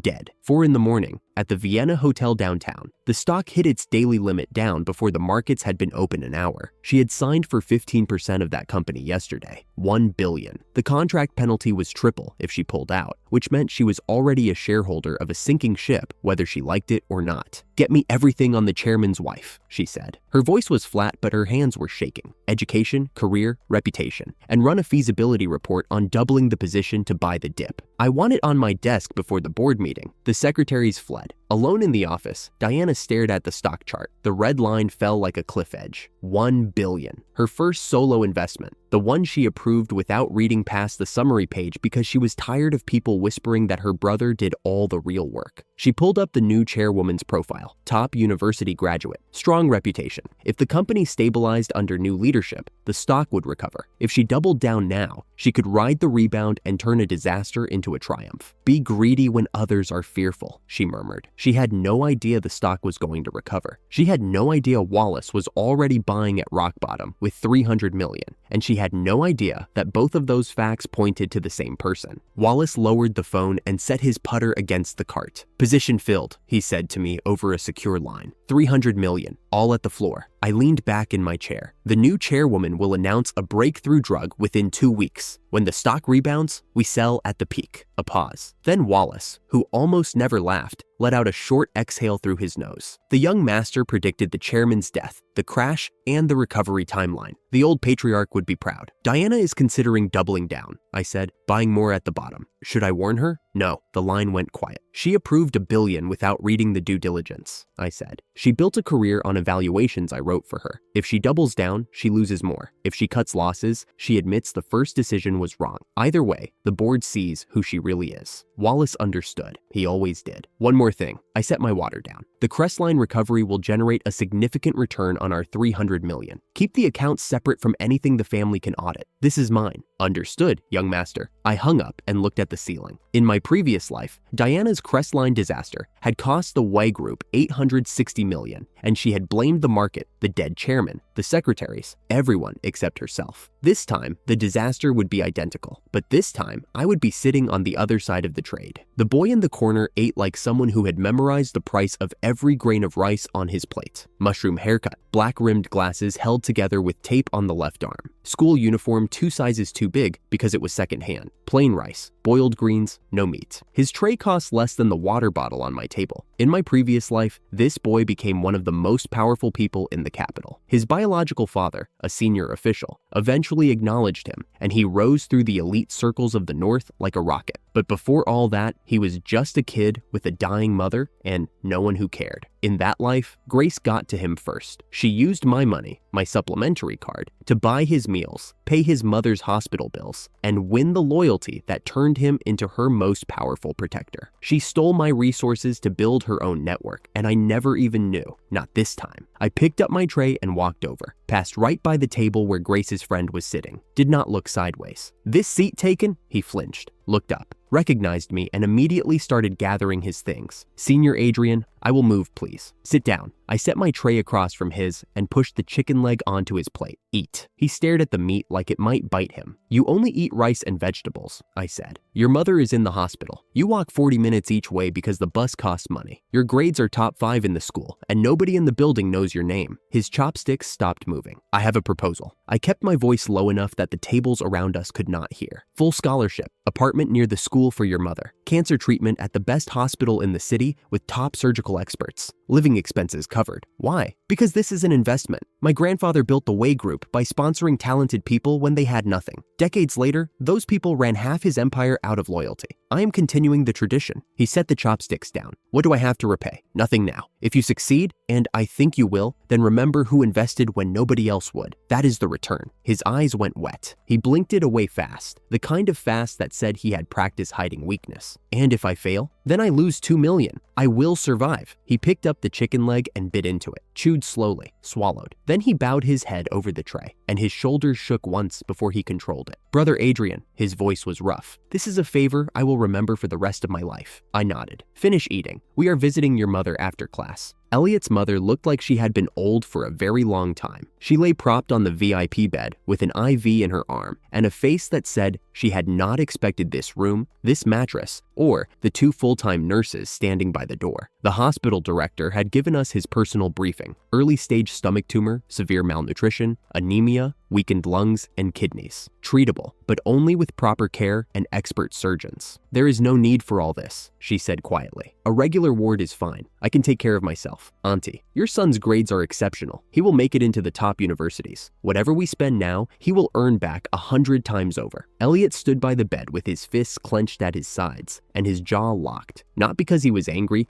because if he relaxed anything, he would cry in front of his mother, and he was not going to do that. Mom, his voice cracked once and then steadied. Just focus on getting better. I will handle the rest. I turned to the bodyguard. Apartment near the school, furnished. Mid-range wardrobe delivered tomorrow. Her room stays private. 2 caregivers, around the clock. Arrange for the surgical consultation team from the capital. The bodyguard nodded and stepped out to make the calls. Elliot looked at me like I had handed him a rope while he was drowning. Suspicious, grateful, and terrified of what letting go would cost. He bowed, low and deliberate. I did not need his gratitude. I needed his loyalty, the kind that only forms when someone reaches out at the moment nobody else will. In my previous life, Grace had built that bond using my money. This time, the bond was mine. I had the records spread across the screen. Every transfer, every receipt, every timestamp. 36 months of junior high sponsorship at $2,000 per month. 24 months of senior high at $5,000. $500,000 in medical bills for her mother. The supplementary card charges. Milk tea runs. Clothes, cosmetics. Restaurant tabs she put on my account like it was her personal wallet. Over $670,000 total. And the surveillance footage. 2 clips. One from the cafeteria where she accused me of cutting her off. One from the hospital lobby where she blocked my path and offered to be my girlfriend in exchange for the card. I opened the school forum and started typing. No commentary, no accusations, just the records. Bank transfer screenshots with her mother's name as the recipient, the itemized list, and the 2 videos, timestamped and unedited. Subject line: the truth about the sponsorship. I hit post and closed the laptop. The forum did the rest. By the time I walked through the front gate the next morning, the post had 1,400 shares. Students I had never spoken to nodded at me in the hallway. A girl from the year below whispered to her friend and pointed at her phone screen. A boy from the athletics team stopped me to say, "Senior Adrian." That was ice cold. He meant it as a compliment. Grace's desk had been vandalized overnight. Someone had written across her notebooks in marker. Her chair was shoved against the back wall. The friends who had stood behind her at the cafeteria, the ones who called me a bully, were sitting 3 rows away now, faces buried in their phones, pretending they had never met her. My phone buzzed at lunch. Unknown number. I picked up. "Senior Adrian." Grace's voice cracked immediately. "How could you post those things? You went too far. You attacked me in front of witnesses twice," I said. "You called me a bully on a public forum. You stood in a hospital lobby and offered yourself to me like a transaction in front of 30 strangers. I gave you a chance to walk away quietly. You chose loud. My mother is dying. Her medication costs $80,000 a month, and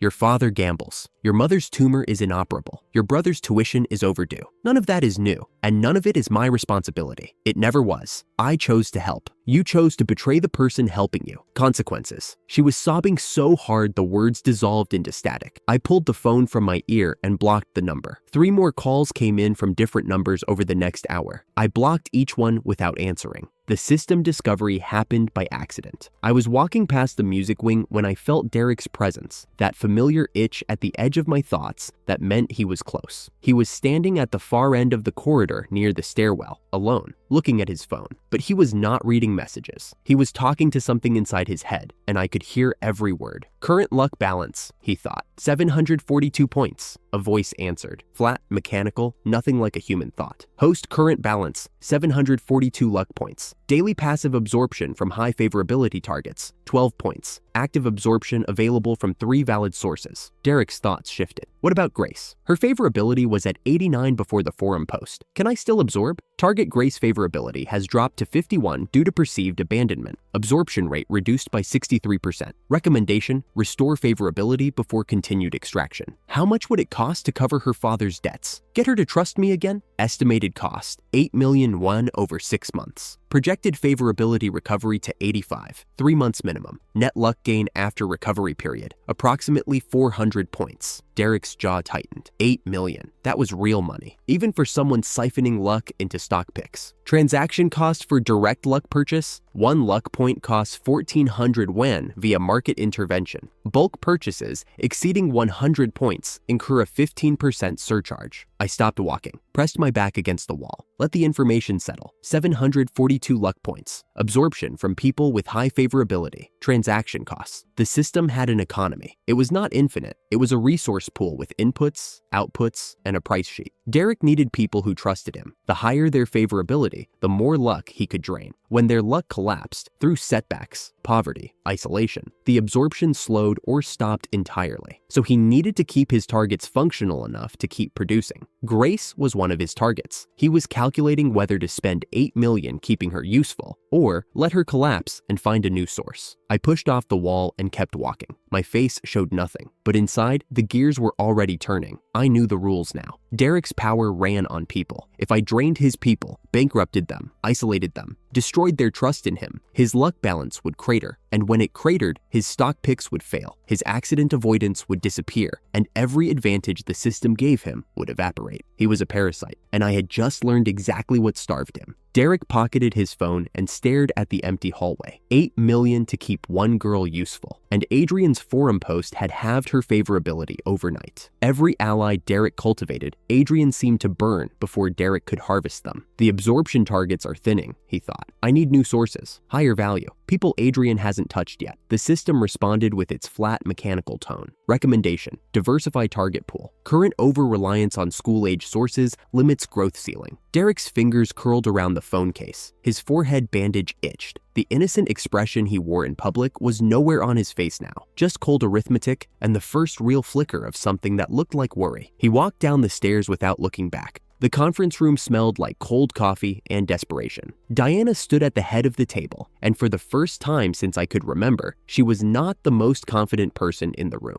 The shareholders sat in 2 rows along the mahogany surface, 15 men and women who had helped build the Way Group from the ground up. Their eyes were not friendly. Victor slid a document across the table. 3.2 billion in working capital deployed. 860 million lost. That is the result of your first solo investment decision. The number hung in the air like a blade. One of the senior shareholders, a man in his 70s who had known my grandfather, leaned forward. 860 million. That is a quarter of our annual profit, Miss Diana. A quarter. Diana's knuckles were white around the edges of her report. The chairman's death was unforeseeable. No evaluation could have predicted a suicide the day after contract signing. I did my best to mitigate the losses and pulled out before delisting risk materialized. Your best, another shareholder said. Cost us 860 million. Victor stepped in. Diana's track record over the past 3 years speaks for itself. Dozens of profitable projects. This was an anomaly. The shareholders exchanged glances. They did not look convinced, but Victor's voice carried weight in this room. It always had. 1 more quarter, Victor said. If results do not improve, we revisit leadership. Diana bowed her head. Thank you. I will prove myself. I was not in that room. I did not need to be. Wallace had a source on the board, and the full transcript reached my phone within the hour. Diana had survived, barely. The shareholders had given her a stay of execution, not a pardon, and they had no idea the worst was still coming. Wallace set his phone on the desk and let me read the notification in full. Crestline Pharmaceutical, under new chairwoman management, had announced the successful completion of Phase 2 clinical trials for an oral hepatitis drug. The stock hit its daily limit within 10 minutes. By the close of trading, it had surged 43% from the crash day floor. The trap was shut. The Way Group sold at the bottom, Wallace said. His voice was level, but I caught the edge of satisfaction he was trying to hide. They locked in the $860 million loss before the announcement. Our position purchased at the floor is now valued at $920 million. That is a 326% return in 9 days. 9 days. 326%. In my previous life, this was the trade that made Hugo's name in this city. He and the new chairwoman had manufactured the crisis together. Kill the old chairman's reputation, tank the stock, flush out the panic sellers, then ride the drug announcement back to the sky. It was beautiful in its cruelty. The difference this time was that I had bought a seat at the table before the curtain dropped. Half goes to you, I said. Same deal as always. Wallace shook his head once. Young master, I cannot accept that amount. You can, and you will. My grandfather would have done the same. He was quiet for a moment. Then he picked up his phone and started the wire transfers. $920 million. And the family that threw me away had lost $860 million on the same stock, on the same week, because their genius evaluator was a girl who had never written her own report. I did not feel guilt. I did not feel triumph. I felt the quiet satisfaction of watching a chess piece land exactly where I placed it weeks ago. Hugo's new manor was the kind of place that made rich people feel poor. $300 million for the property alone, and he had spent another fortune on the renovation. Crystal everywhere. Cognac older than most of the guests. Staff in white gloves. The banquet invitation list was a who's who of every family worth more than $1 billion in the city. Politicians, executives, old money, new money. If you mattered, you were here. Wallace and I arrived separately from the family. Hugo had sent me my own invitation, hand-delivered, with a note that said only, Nephew Adrian, Table 1. Table 1 was the host's table. 6 seats. Hugo's personal guests. The people he wanted the room to see him sitting with. When I walked in, the room noticed. Not because of me, because of where the usher led me. Straight past the regular tables, past the business section, past the family tables, all the way to the front. Table 1, right next to Hugo's empty chair. I sat down and poured myself a glass of water. Wallace took a seat 2 tables back, close enough to reach me in 4 seconds, far enough to not crowd the picture. The Way family arrived 20 minutes later. Victor in his charcoal suit, Selena in a new evening gown, Diana with her jaw set like she was walking into a courtroom, Derek trailing behind, playing the quiet adopted son. They were seated at table 9. I watched Selena spot me, watched her face cycle through confusion, recognition, and something that might have been hope. She said something to Victor. He glanced toward table 1. His expression did not change, but the vein at his temple appeared. Selena made her move before the first course arrived. She crossed the room with a plate of appetizers, smiling at the guests she passed, performing the concerned mother for every pair of eyes in the room. Adrian, she set the plate in front of me. You should eat something. You're too thin. Why did you not ride with us? I had a suit tailored for you.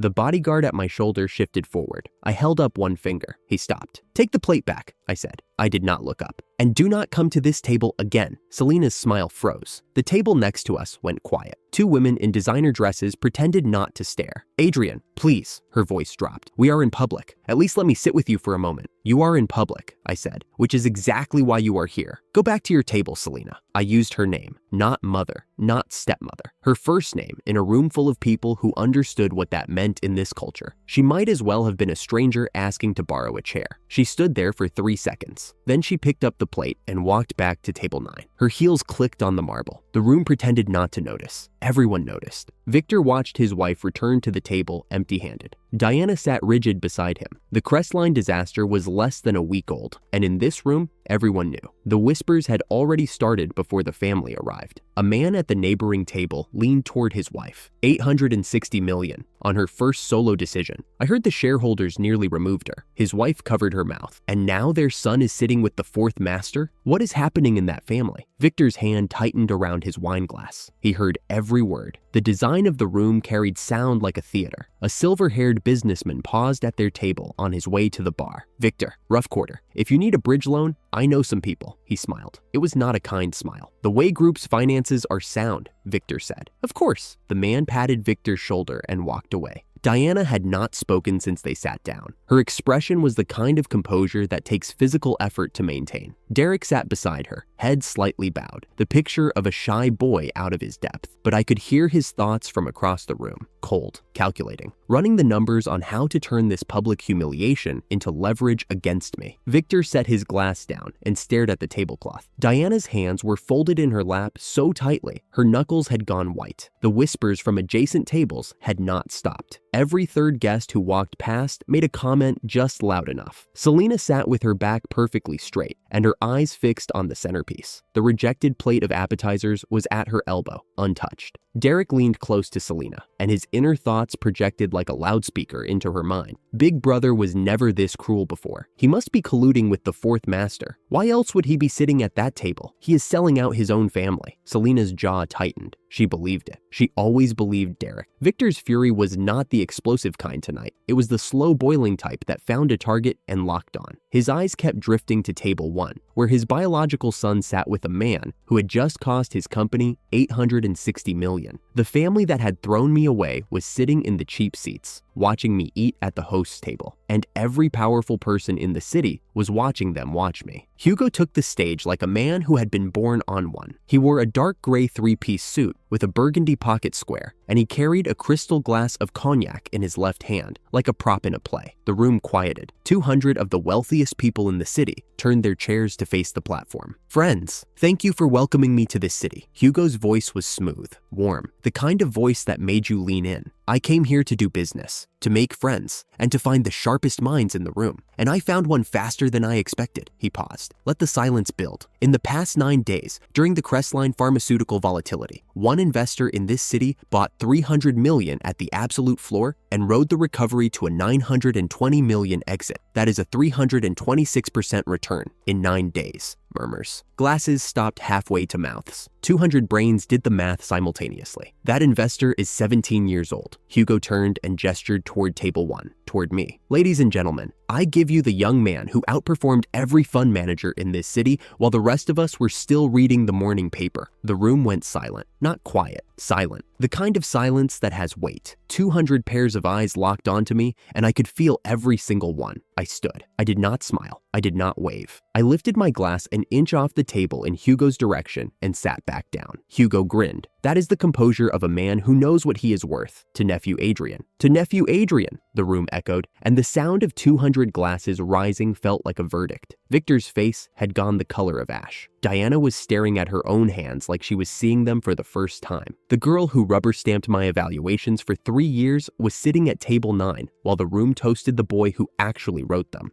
The crowd descended. Every executive, every fund manager, every old money patriarch who had been watching from across the room now found a reason to visit table 1. Business cards appeared. Hands reached for mine. Voices blurred together. "Young Master Adrian, if you ever need a partner for a venture, my door is open. 326% in 9 days. I have fund managers who cannot do that in a year. Nephew Adrian, you must join us for dinner this week. My daughter just returned from studying abroad." I shook the hands. I accepted the cards. I said nothing committal and everything polite. Hugo stood beside me with the satisfied expression of a man who had just proved to the room that his taste in people was impeccable. A woman in a gold cheongsam stopped at the table. She ran the largest private equity fund in the province. "I have been in this business for 22 years, she said. "I have never seen a 9-day return like that. Not once." She left her card and walked away shaking her head. The executives were not coming to me because they liked me. They were coming because they had just seen the numbers, and numbers do not lie. In this world, a 326% return was not an achievement. It was a gravitational force. And at table 9, the family that had beaten me, starved me of credit, and chosen an adopted brother over their own blood was watching strangers compete for my attention. Victor left his table. He crossed the floor with the stride of a man who had never been told no in his own city. The guests parted. Some watched openly. Victor stopped 3 feet from me and spoke loud enough for everyone within 4 tables to hear. "I knew it." His voice shook. "You were the mole. You colluded with the fourth master from the beginning. You cost this family $860 million to line your own pockets." The room held its breath. Wallace took a step forward. I stopped him with a look. Hugo raised an eyebrow and said nothing. He lifted his cognac and sipped. Ringside seat. I looked at Victor, my father, the man who beat me with a rattan cane, the man who chose Derek over his own blood every single time. "You want to talk about the $860 million, I said. "I want to talk about treason," Victor said. "Then let us talk about Diana."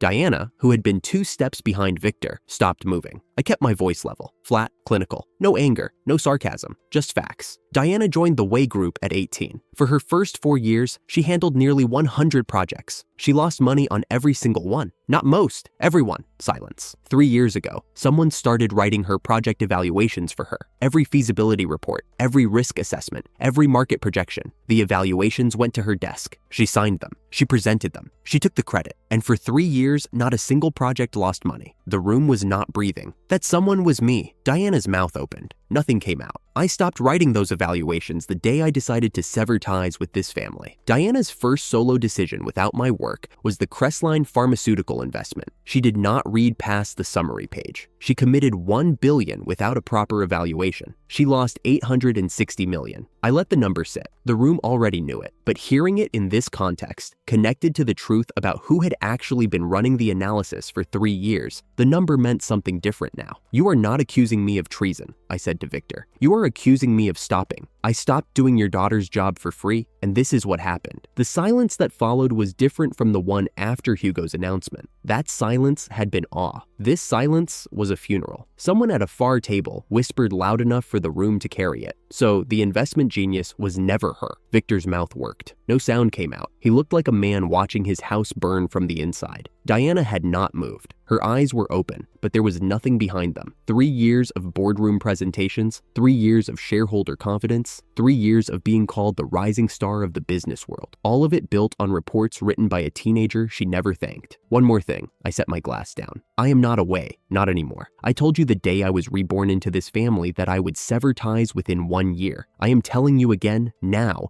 in front of every person who matters in this city. I am done. I am walking out of this family, and I am taking nothing that belongs to it. The shares my grandfather left me are mine. Everything else, you can keep. I straightened my jacket, including the daughter who cannot evaluate a stock without me holding her hand. The room erupted in whispers. 200 voices, all at once. The sound of a reputation collapsing in real time. I turned to Hugo. Thank you for the invitation. Hugo lifted his glass. Anytime, nephew. I walked out of the banquet hall alone. Wallace fell in behind me. The bodyguards at the door opened it without a word. The night air outside was cool and clean. I could hear the muffled sounds of the banquet behind me. 200 voices trying to process what they had just witnessed. I did not look back. There was nothing behind me I needed. Behind me, Victor stood in the middle of the room, surrounded by every powerful person in the city, with nothing to say. Victor walked back to table 9 like a man walking through water. Diana had not moved. Her eyes were fixed on the tablecloth, and her hands lay flat on the surface, palms down,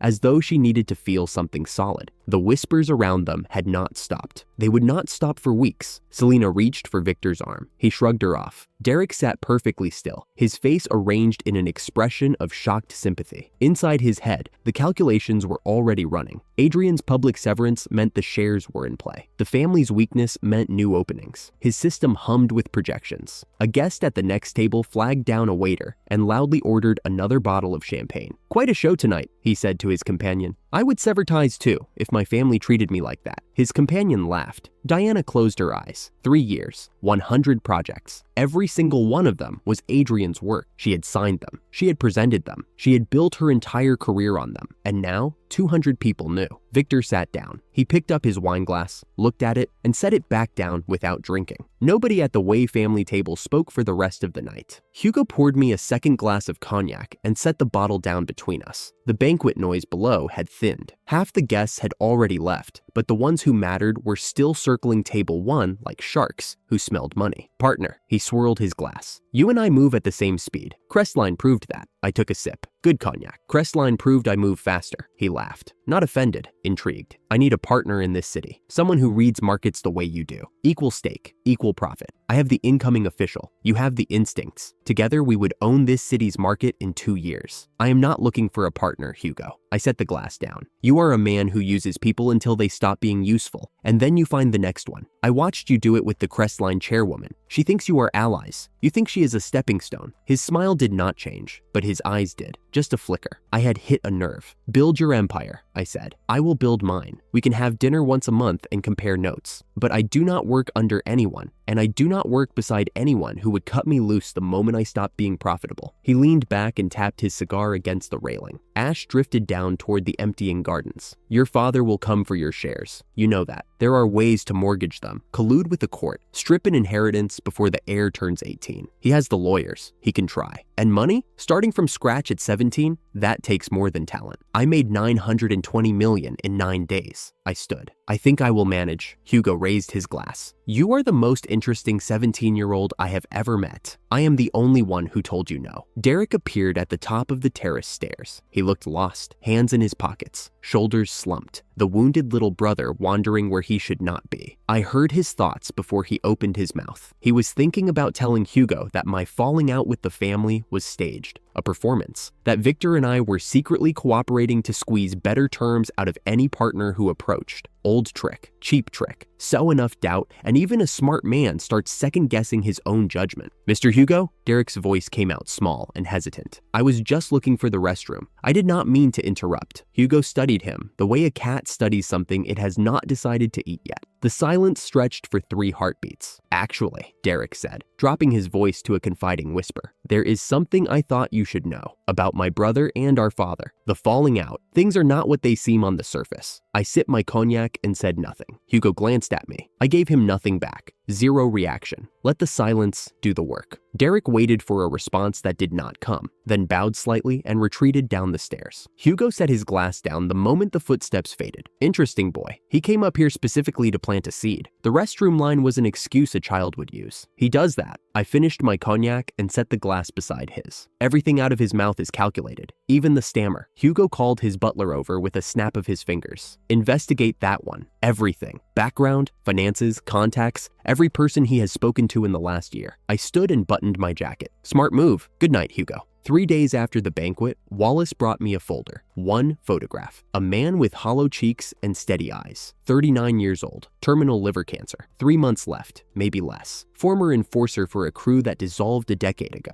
Family had nothing. Wife worked 2 jobs. Son in middle school. His name does not matter, Wallace said. What matters is that he is willing. He is professional, and he has nothing left to lose. His family gets $3 million and a clean apartment in the East District. He gets a purpose for his last months. I studied the photograph. The man's eyes were calm, not desperate, resigned. There is a difference. Desperate men make mistakes. Resigned men follow instructions. I opened the second page. A layout of intersections, traffic patterns, vehicle trajectories. Wallace had mapped every possible approach within a 2-kilometer radius of the residential block where Grace lived. The block where Derek visited her every week to absorb her luck, like a leech on a vein. 10 million per operation, I said. Long-term retainer. Each incident must look like an accident. Different method, different vehicle, different location. The target is not to hurt anyone. The target is to create close calls that force Derek's system to intervene. Wallace raised an eyebrow. Not judgment, curiosity. Every time the system saves him, it costs luck points, I said. 320 per lethal intervention. I heard the exact number from inside his head. He is sitting on 742 points. That is 2 interventions. Maybe 3 if he has been absorbing more since the banquet. I want that tank empty. And when it is empty, then he is just a boy with no leverage, no money, and a family that only loves him because his system told them to. I closed the folder. Without the luck, his stock picks fail. Without the stock picks, the family stops seeing him as valuable. Without value, he is exactly what he always was, an outsider. Wallace straightened. The specialist is ready when you are. First operation can run within the week. Run it tomorrow. I sat by the window with a cup of green tea I was not going to drink. Wallace stood behind me with his cane resting against the wall. Across the street, the residential block's entrance was busy. Delivery drivers, grandmothers with grocery bags, kids on bicycles weaving between parked cars. Derek and Grace came out of the building at 4:17. She was holding his arm. He was smiling that soft, wounded smile the whole family loved. But I could hear his thoughts from here, calculating how much her father's gambling debt was costing him, running the numbers on luck absorption rates, wondering if the $8 million rehabilitation investment was worth the diminishing return now that Grace's favorability had cratered. The dump truck turned the corner. It was a 20-ton flatbed hauler, the kind that carries construction gravel. The engine gunned. The acceleration was sudden and violent. People at the entrance scattered. A grandmother yanked her grandchild behind a parked van. Grace screamed. Derek grabbed her arm and threw himself sideways, rolling them both toward a row of concrete bollards. The front left tire blew. The truck lurched right, scraped the compound wall in a shower of sparks. and ground to a halt with its front bumper buried in concrete. The driver slumped over the wheel. Bystanders rushed in to pin him. Derek was on the pavement, covered in dust, one knee skinned through his trousers, hands shaking. Grace was sobbing underneath him, face pressed into the ground. I lifted my teacup and took a sip. Green tea. Cheap stuff. The tea house was not the point. The system had spent the points. A tire blowout at that exact angle, at that exact fraction of a second. Probability of natural occurrence was close to zero. The truck should have hit them clean. Instead, luck intervened. 320 points from Derek, 320 from Grace. His balance was cratering, and he knew it. I could hear him screaming inside his own skull, his system flashing warnings, absorption rate projections crashing, contingency calculations spiraling. Derek looked up, across the street, through the dusty tea house window.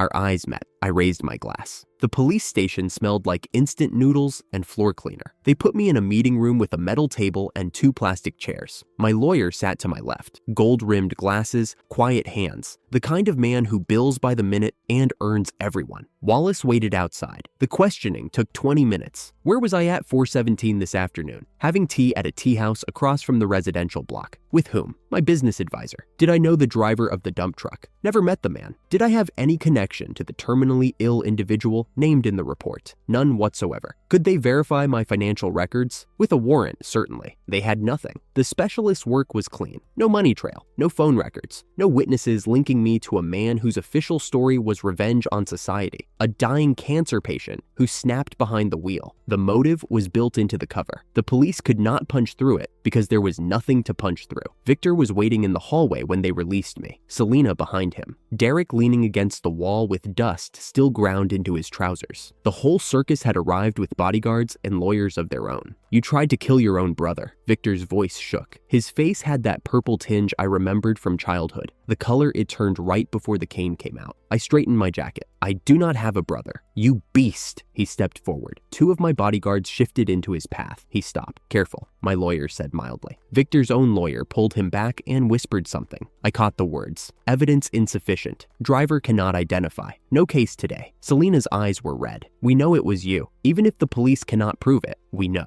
I looked at her. The woman who slapped me for existing, who let Derek project lies into the family for years, who chose wrong every single time she had a choice, and then blamed me for the consequences. Then you know, I said, and it changes nothing. They followed me back to the villa. I did not invite them upstairs. The confrontation happened in the first-floor living room, their territory, their chandelier, their polished marble floor. I stood near the staircase, close enough to leave whenever I wanted. Victor paced. Selena sat on the sofa, gripping her phone with both hands. Derek stood by the window, arms crossed, performing stillness. The wounded little brother, the victim who never did anything wrong, but inside his head, it was pure chaos. His system was running damage calculations in real time. Luck balance, 102 points. Daily absorption rate slowing because Grace's favorability had dropped after the near-death scare. He was hemorrhaging resources and could not stop the bleed. You are finished, Victor said. I will hire investigators. I will tear apart every account, every contact, every transaction until I find the link. Go ahead. You think this is funny? His fist hit the coffee table hard enough to rattle the teacups. You tried to murder someone. Prove it. Derek spoke for the first time, quiet, wounded. Brother, I have never done anything to you. Why do you hate me this much? The room waited for my reaction. Selena dabbed her eyes. Victor glared. I turned and looked at Derek. Really looked. The soft hair, the big innocent eyes, the hunched shoulders. Every molecule of his body was performing victimhood, and everyone in this room was buying the show. They had been buying it since the day he walked through the front door. I know about your system, Derek. The room went silent. I know about the luck. I know about the absorption. I know every point costs $1,400 to buy back on the open market. And I know you are sitting on about 100 right now because I just burned 640 of them this afternoon. His face did not move, but inside his head, I heard a sound I had never heard from him before. Pure, unfiltered panic. His system was flashing alerts, emergency protocols, resource warnings, defensive recommendations, scrolling past faster than he could read them. Victor frowned. What are you talking about? What system? What luck? Ask your son, I said. The one you chose. I walked toward the stairs. Behind me, Victor was demanding an explanation. Derek was stammering something about metaphors and business strategy, and how Adrian was obviously delusional. Selena stared at the floor, trying to process words that did not fit any framework she understood. My phone buzzed on the way up. A notification from the family group chat, the one called Loving Family. Victor had posted, "Adrian is no longer a member of this family. No one is to contact him. Anyone who does will be removed from the group." I was never in the group to begin with. They were expelling a ghost. I pocketed my phone and climbed the stairs 2 at a time. Behind me, the family that chose wrong was huddling around the boy whose luck had just run dry. Derek sat on the edge of his bed with the door locked. His hands would not stop shaking.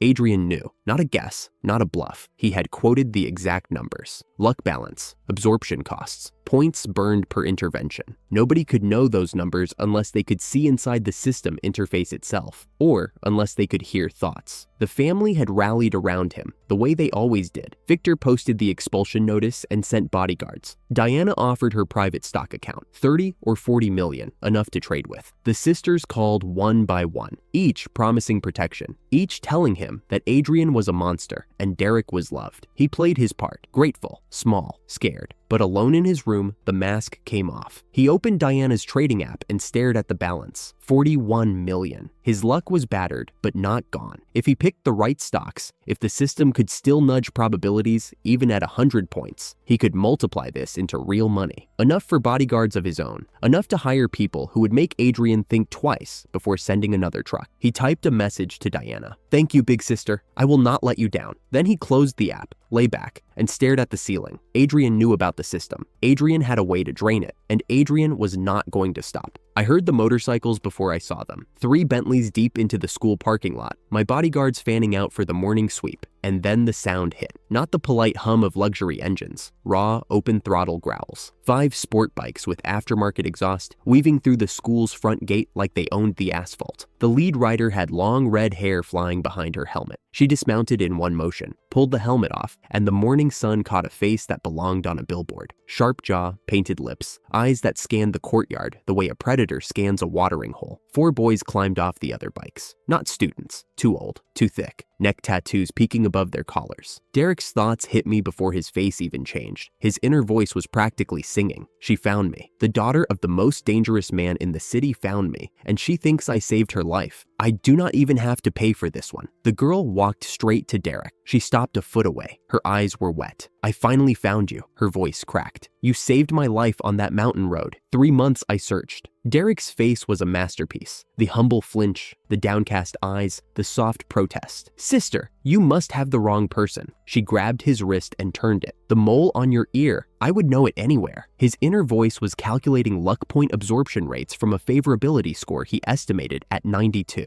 I almost laughed. She turned to me. The warmth evaporated. "You are the eldest brother, and you are trespassing. My name is Scarlett." She stepped closer. Every thug behind her straightened. "If I ever find out you touched a single hair on his head again, I will make you wish you were never born." I looked past her at the 4 thugs, then back at her. "Your father could not handle me on the phone. What makes you think his daughter can handle me in person?" Her face went red. Behind me, my bodyguard captain shifted his weight to his front foot. The courtyard had gone silent. 200 students frozen mid-step, phones already out. I walked past her without another word. She grabbed my shoulder. I stopped, did not turn. "Remove your hand, or I will remove it for you." She let go. But her eyes followed me all the way to the building doors, and her thoughts were screaming a single word on repeat. "Kill him, kill him, kill him." I filed that away. Useful. Emily sat at the piano with her fingers on the keys and nothing in her head. Nanny Ruth set a bowl of congee on the side table and did not leave. She stood behind Emily with her hands clasped, the way she always stood when she had something to say and was afraid to say it. "Miss Emily." The old woman's voice was careful. "Do you know who wrote Midnight Snow for you?" Emily's fingers stopped. "I wrote that." "You wrote the lyrics, the melody, the arrangement, the bridge that made the audience cry." "That was the young master. He sat in this room at 2 a.m. with headphones on, reworking your drafts until they were ready. Then he slipped the pages under your door and never said a word." Emily did not move. "The medicinal meals for your father's stomach. 3 years, every morning at 5. Nanny Ruth's voice thickened. "The acupuncture for your stepmother's headaches. The business evaluations your eldest sister submitted as her own. The competition scores he never told anyone about. Everything this family has, everything it runs on, it was him. And none of you saw it, not one." The congee went cold. Emily's hand slid off the keys and into her lap. "He is gone now," Nanny Ruth said, "and no one in this family even knows what they lost." Emily's shoulders shook once, then again. She pressed her palms against her eyes and bent forward until her forehead almost touched the keys. She did not make a sound. Some grief is too late for noise. Derek set 4 bowls of plain white congee on the table. He arranged them with the careful precision of a servant who wanted to be noticed serving. The family filtered in. Victor sat without comment. Selena glanced at the congee and said nothing. The chairs that used to hold the full family were half empty now. Derek ate slowly, head bowed, the picture of humility. Inside his head, the system was running calculations. Grace's favorability had dropped to 41 after the forum post. Selena's passive absorption was yielding 8 points per day, down from 12. Victor's was holding at 6. The account Diana lent him held 37 million after 2 trades. Both winners, both guided by the system's probability engine. But the balance was still climbing too slowly. 114 points. Not enough for a single lethal intervention. He needed more sources, higher favorability targets. The Scarlet Girl was already at 92, but she was new. The system needed 72 hours of proximity before passive absorption could begin. He picked up his bowl and sipped the thin broth. To the family, he was a devoted son making breakfast. To himself, he was a farmer counting the season's yield. Elliot did not see them coming. He walked into the restroom between second and third period, and by the time the door swung shut, 2 of them were already blocking the exit. The third one leaned against the far wall with a cigarette between his fingers, unlit. The fourth, the one who mattered, stood directly in front of the sink and cracked his knuckles. "You are the one he sponsors." The knuckle cracker had a scar across his left eyebrow and a voice like gravel. "The charity case." Elliot set his bag down. His hands were shaking, but his voice came out flat. "I do not know what you are talking about." The scar-browed thug grabbed Elliot by the collar and shoved him against the tile wall. Elliot's glasses cracked against the surface. "Here is how this works." Scarbrow stepped closer. "You go tell your patron to back off. Stop bothering our boy. Stop causing trouble. Or next time, things get a lot worse for you."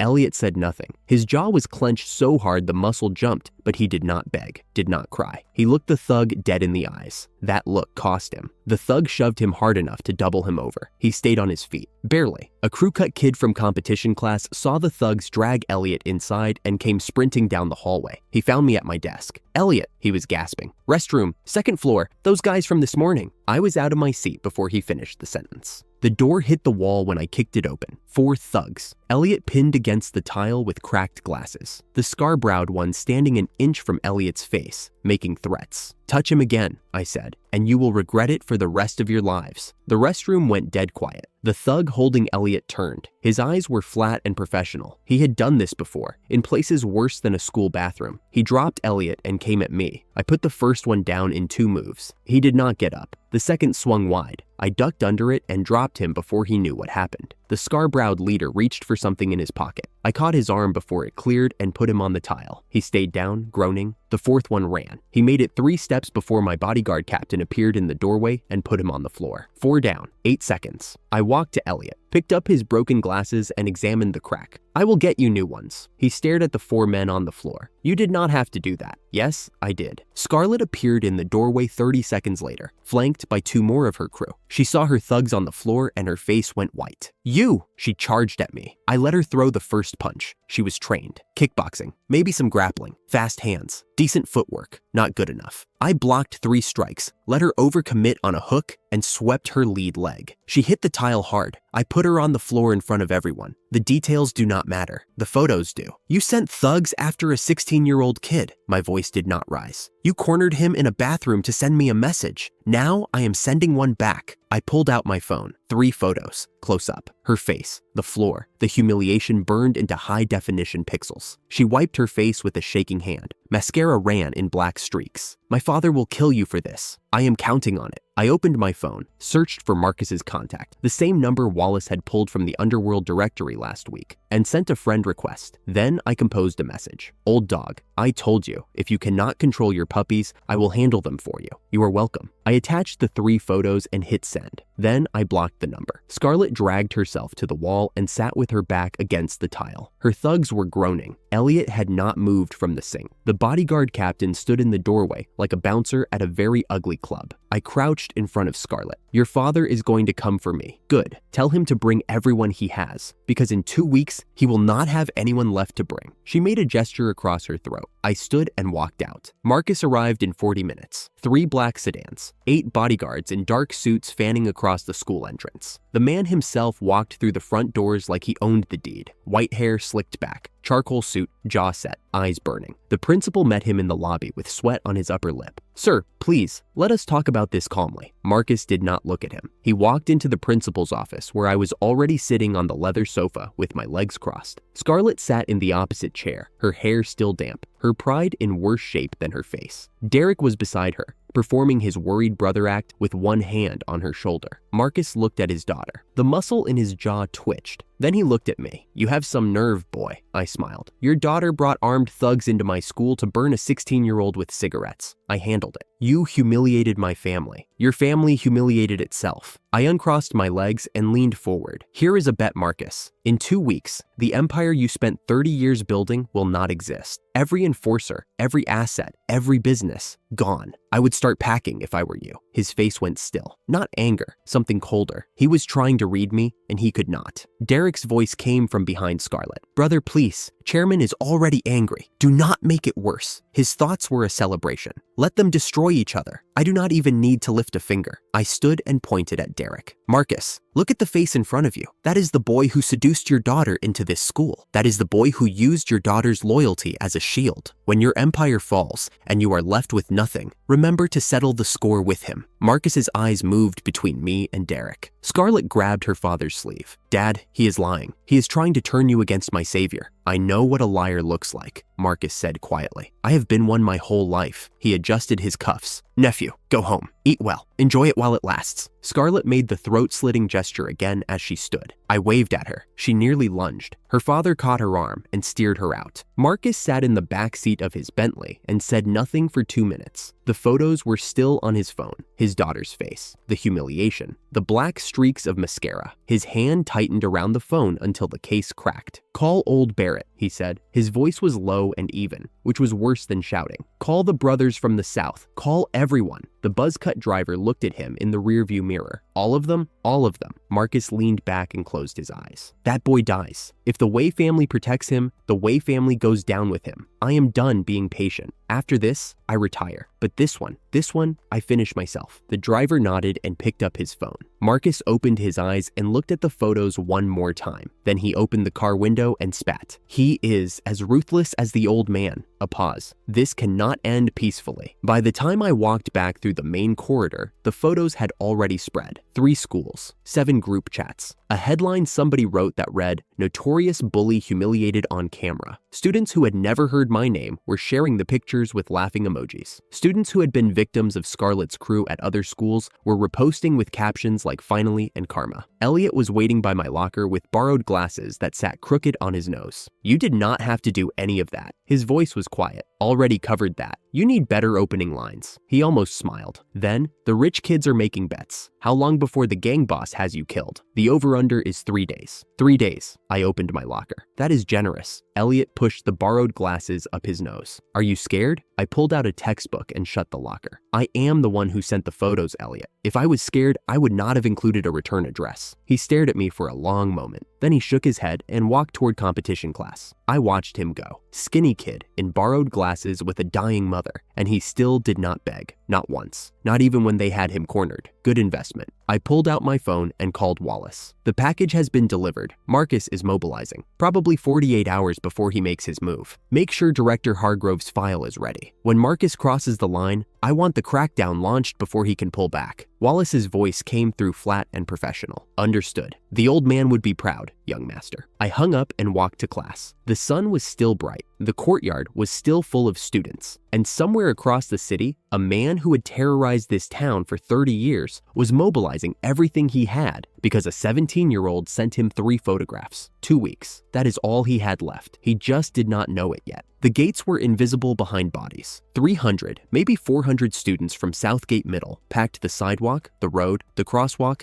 and half the parking lane. Steel pipes in fists. Bricks stacked like ammunition on the curb. Banners in dripping red paint. "Justice for Scarlett. Punish the bully." A few were still in school uniforms. Most were not. The ones who were not had neck tattoos and knuckle scars, and no business being near any school. Police held a thin line at the intersection. Riot shields out. Not enough officers to do anything except stand there and pray nobody threw the first punch. Behind the gates, Teachers herded students away from windows. The principal's voice crackled over the intercom, ordering everyone to their classrooms. Nobody listened. Every window on the south side had faces pressed against the glass. I watched from the second floor. My phone buzzed. Wallace. 3 vans joined the crowd from the south lot, he said. Another 100 circling the east wall. Bodyguard captain puts the total near 500. Police response. Crowd control only. No arrests. They are waiting for someone to bleed before they act. 500 people, and none of them mattered. This was theater. Marcus wanted me to see the size of his army before the real weapon came. The mob was a message. The mob was also a distraction. Every police cruiser parked at my school was a cruiser not patrolling the roads. A brick hit the gate hard enough to ring it like a bell. A teacher flinched. The students behind the glass pulled out their phones and started recording. "Get the cars ready," I said. "We're leaving through the front." The Hummer went first. It rolled to the gate at idle speed, and the bodyguard captain hit the horn once. The sound was so deep, the students closest to the gate stumbled back like the ground had shifted. 2 bodyguards walked ahead of the bumper, arms out, pushing bodies aside the way you clear a path through waist-high water. Firm, not violent, just unmovable. The mob screamed. Bricks bounced off the hood and left white scratches on paint that cost more than the thrower's rent. A steel pipe cracked across the Hummer's windshield and snapped. The glass did not care. My Bentley followed 3 meters behind, close enough that nobody could wedge between us. The rear car sealed the gap, a moving wall of armored steel. I scrolled my phone. News headlines. Stock prices. A message from the competition class group chat asking if school was canceled. I typed back, "No." A rock hit my window and bounced off like a pebble skipping on water. We cleared the mob in 40 seconds. 40 seconds of screaming, banging, scratching, and one idiot who tried to climb the Hummer's hood and slid off the other side like a fish on wet tile. The police line parted for us without being asked. The convoy turned onto the main road, and the noise dropped to nothing. The bodyguard captain called from the lead car. "Clean exit. No injuries on either side. 2 vehicles tailing at distance. Want me to lose them? No. Let them watch. That is the point." I kept scrolling. The family group chat was pathetic reading. I had planted a mirror program on their devices weeks ago. Every message in the loving family chat forwarded to my server in real time. I sat at my desk that evening and scrolled through the day. Victor, 9:15 in the morning, right when the mob footage hit the local news. He provoked a gang leader's daughter. What did he expect? This is the consequence of arrogance. Selena, 9:22. Maybe this will teach him some humility. He needs to learn that the world does not revolve around him. Diana, 9:40. He should transfer schools. This is embarrassing for the company. Clients are asking questions. Derek, 10:05. I hope Big Brother is safe. I am very worried about him. The victim line, right on cue.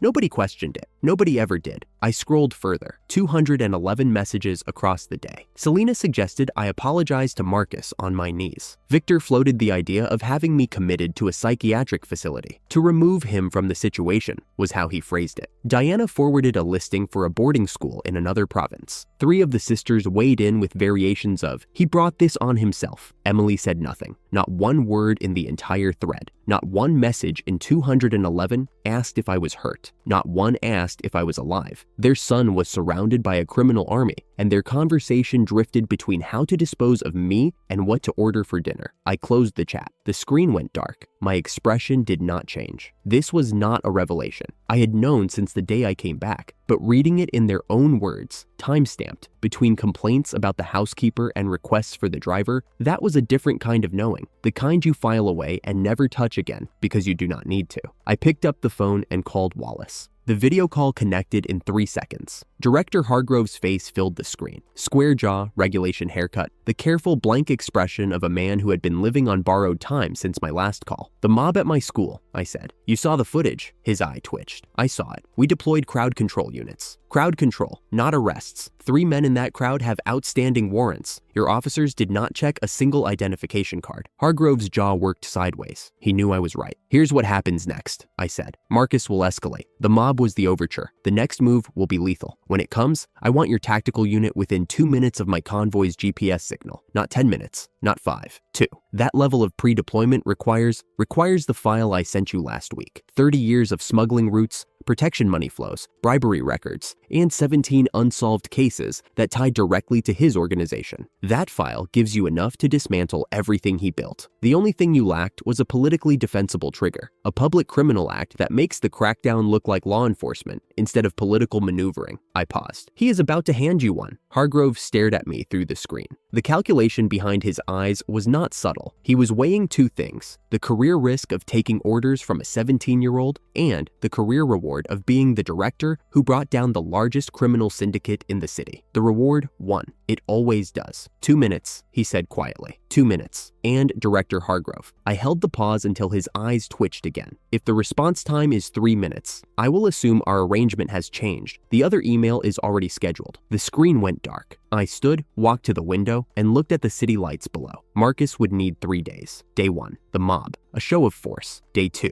surveillance, mapping my routes, my timing, my vulnerabilities. Day 3, the kill, 72 hours. 3 days later, Friday, the convoy left the villa at 7:15. 5 vehicles, Hummer at front, my Bentley center, 3 escort cars flanking and trailing. Wallace sat across from me in the back seat. His face was its usual granite, but his eyes moved faster than normal, checking mirrors, counting vehicles on the road, measuring distance to the nearest intersection. Captain reports a traffic pileup on South Bank Boulevard, he said. Recommended detour through Riverside Road, along the river. Low-lying ground, undeveloped lots, construction fences lining both sides. No residential buildings within half a kilometer. The kind of road people avoid because nothing is on it. The perfect kill box. Take the detour, I said. Wallace looked at me. The question lived in his eyes but did not reach his mouth. They chose the ground, I said. Let them have it. I want to see what they prepared. The convoy turned onto Riverside Road. River fog sat knee-high across the asphalt like a dirty white carpet. The road was empty except for one vehicle ahead, a tanker truck, industrial size, chemical transport markings, moving below the speed limit. The bodyguard captain's voice came through the radio, low and tight. Tanker truck ahead, speed below 30, no oncoming traffic, overpass in 800 meters, no civilian vehicles in sight. I put my phone down. My hands were steady. I had seen this exact pattern before. In my last life, Marcus used the same playbook on a rival who owed him territory. Tanker first. The explosion creates chaos and forces the target out of the vehicle. Then the guns. Then the cleanup. All vehicles, I said into the radio. Bulletproof screens up, doors locked. Nobody exits the car under any circumstance. I do not care what happens outside. Nobody leaves. Confirm. 5 confirmations came back. The tanker slowed to a stop. The world turned white. The tanker split open and the fireball swallowed the road. Heat hit the windshield like a physical wall. Not warmth, not temperature, but force. The Bentley rocked sideways. Tires screamed across wet asphalt. For 1 second, the car left the ground entirely, weightless, soundless. Then it slammed back down and everything was orange. The bulletproof windshield cracked in a spiderweb but held. The Hummer ahead of us had flipped onto its side, black smoke rolling from the undercarriage. The escort car behind spun 180 degrees and stopped facing the wrong direction. Then silence. Not quiet. Silence. The kind that follows an explosion when your eardrums shut down and the world goes underwater. I could feel my pulse in my jaw. Then gunfire. 2 white vans materialized from behind the construction barriers. Manhole covers on the road popped open. 8 figures climbed out. Black tactical gear, ghost masks, moving in coordinated formation. They cleared their exits in 2 seconds. Professional. Military. 2 covered the downed Hummer. 2 advanced on my car. 4 fanned out to cut the road in both directions. Wallace grabbed my shoulder and pulled me flat across the back seat. The female bodyguard threw herself across my legs. Something punched through the door panel and buried itself in the seat headrest where my skull had been 1 second earlier. 8 hostiles, the captain barked through the radio. Armed. Formation discipline. Hummer crew is down but alive. Ramming the vans now. The rear escort car gunned in reverse, slammed into the first van broadside, and crumpled it against a construction barrier. 2 bodyguards rolled out with bulletproof briefcases raised like riot shields. My men put 2 of them down before they could react. The rest scattered. 2 minutes. That was all it took. Police sirens screamed onto Riverside Road from both ends. Armed officers spilled out of tactical vehicles. Loudspeakers. Surrender commands. The leader screamed at his men to retreat, but there was nowhere to go. The road was sealed. 3 dropped their weapons and went face first onto the asphalt. 2 ran for the river. The police stopped them before they reached the water. The fog swallowed the smoke, and everything went gray and quiet. The female bodyguard lifted herself off my legs. Her hands were shaking. First time I had seen that from her. "Boss?" Her voice cracked once, then steadied. "We need to exit for police inspection. Before they confirm identities, non-cooperation gives them legal grounds to—" "No, the shooters are down. The perimeter is—" I said no. "We stay in the car." Wallace looked at me. He had a cut above his right ear where something had caught him. His cane lay on the floor. His hand rested on my arm. Not gripping, just there. "The boy knows something," he said, quiet, to himself. I knew. In my last life, I had heard the story secondhand. A survivor, a man who made it through a Marcus operation because he was late to the meeting and arrived after the second blast. Marcus never used one bomb. The tanker was the lure. The gunmen were the cage. They pinned you down, made you panic, forced the police to respond. And when the police arrived and you finally stepped out of the car onto solid ground, feeling safe, feeling rescued, that was when the real kill detonated, buried in the road, packed during construction weeks earlier, rigged to go when the weight shifted above it. 12 seconds of silence. The ground jumped. The explosion came from below, not from the tanker wreckage, not from the vans, not from any direction the eye could track. From underneath the asphalt, 30 meters ahead, right where the police were gathering around the captured gunman, right where I would have been standing if I had listened to the bodyguard. The road itself blew upward. The shockwave hit the Bentley like a freight train. The cracked windshield finally gave way. Wallace threw his body over mine. Then silence. Real silence. The kind where you can hear your own heartbeat in your teeth, and the ringing in your left ear fills every space where sound used to be. My ribs ached where the seatbelt had locked across my chest. My left ear was gone. Just a high, thin whine. I pushed Wallace off me. He groaned but sat up. The female bodyguard was pressed against the far door, staring at the crater in the road. The crater where she had wanted me to stand. 5 meters across, a meter deep. A laugh came out of me. Short, dry. The kind with no humor in it. "Impressive," I said. My voice sounded far away, like someone else was using my mouth. "It is a pity I did not die this time." The bodyguard captain's voice came through the radio, thin and strained. "Boss, 4 of ours are injured. 2 serious. Ambulances en route. Tactical unit is securing the perimeter. Orders?" I sat up straight. The tanker was burning down to its skeleton. Fog and smoke had merged into a single gray wall. Somewhere beyond it, police were shouting into radios. "Call Director Hargrove," I said. "Tell him Marcus just delivered his trigger. Every gunman, every shell casing, every gram of explosive residue on this road belongs to the prosecution now. The crackdown begins tonight." Wallace looked at me, dust in his hair, and in his eyes, for the first time since I had known him, something that was not professional composure. It was awe. "The old man chose well," he said. I leaned back against the shredded seat, closed my eyes, let the ringing fill my head. Somewhere in the city, Marcus was waiting for a phone call that would tell him I was dead. That call was not coming. 72 hours, exactly on schedule. I woke to a ceiling I did not recognize. White tile, an IV drip taped to the back of my hand, the smell of antiseptic and fresh cotton, a VIP ward, private, the kind with a sofa for visitors and a window that actually opened. My ribs told me the story before my brain caught up. A deep ache on the left side every time I breathed. The skin on my forearms burned where glass had kissed it. My left ear rang with a high, thin whine that sat behind every other sound like a second pulse. I reached for my phone on the nightstand. The screen was cracked from corner to corner, but it still worked. Wallace picked up on the first ring. "Status," I said. His voice was steady, tired but steady. 3 bodyguards in serious condition. Captain Reed was hit the worst, stable after surgery. One of the rear carmen has a spinal injury. The third is concussed and under observation. 2 others have minor injuries. Everyone is alive. Everyone was alive. "Maximum compensation," I said. "Full medical for every injured man and his family. Salary continues at double rate until they recover. The 3 in serious condition get $5 million each, deposited today. Captain Reed's family gets an additional $3 million for the surgery. Every man in the convoy gets $1 million for showing up." Wallace's voice dropped half a register. "That is generous. They sat in a car while someone detonated a bomb underneath them. Generous is the minimum." "Understood." A pause. "The crackdown is in motion. Hargrove activated the task force last night. Raids began at 4 this morning." "Good." The old man's files gave them everything. Smuggling routes, protection payments, 17 open cases. Hargrove said the evidence alone would take a year to prosecute. He does not need a year. He needs a week of arrests and a press conference. I hung up. Outside the window, the sky was turning from gray to pale gold. The trap had closed exactly on schedule. The door opened without a knock. Selena walked in first. She wore a camel coat over a black turtleneck, sunglasses pushed up into her hair, and the expression of a woman who had practiced concern in the car mirror on the way here. Diana followed, navy blazer, heels clicking on tile, phone still in her hand, like she had been on a call 30 seconds ago.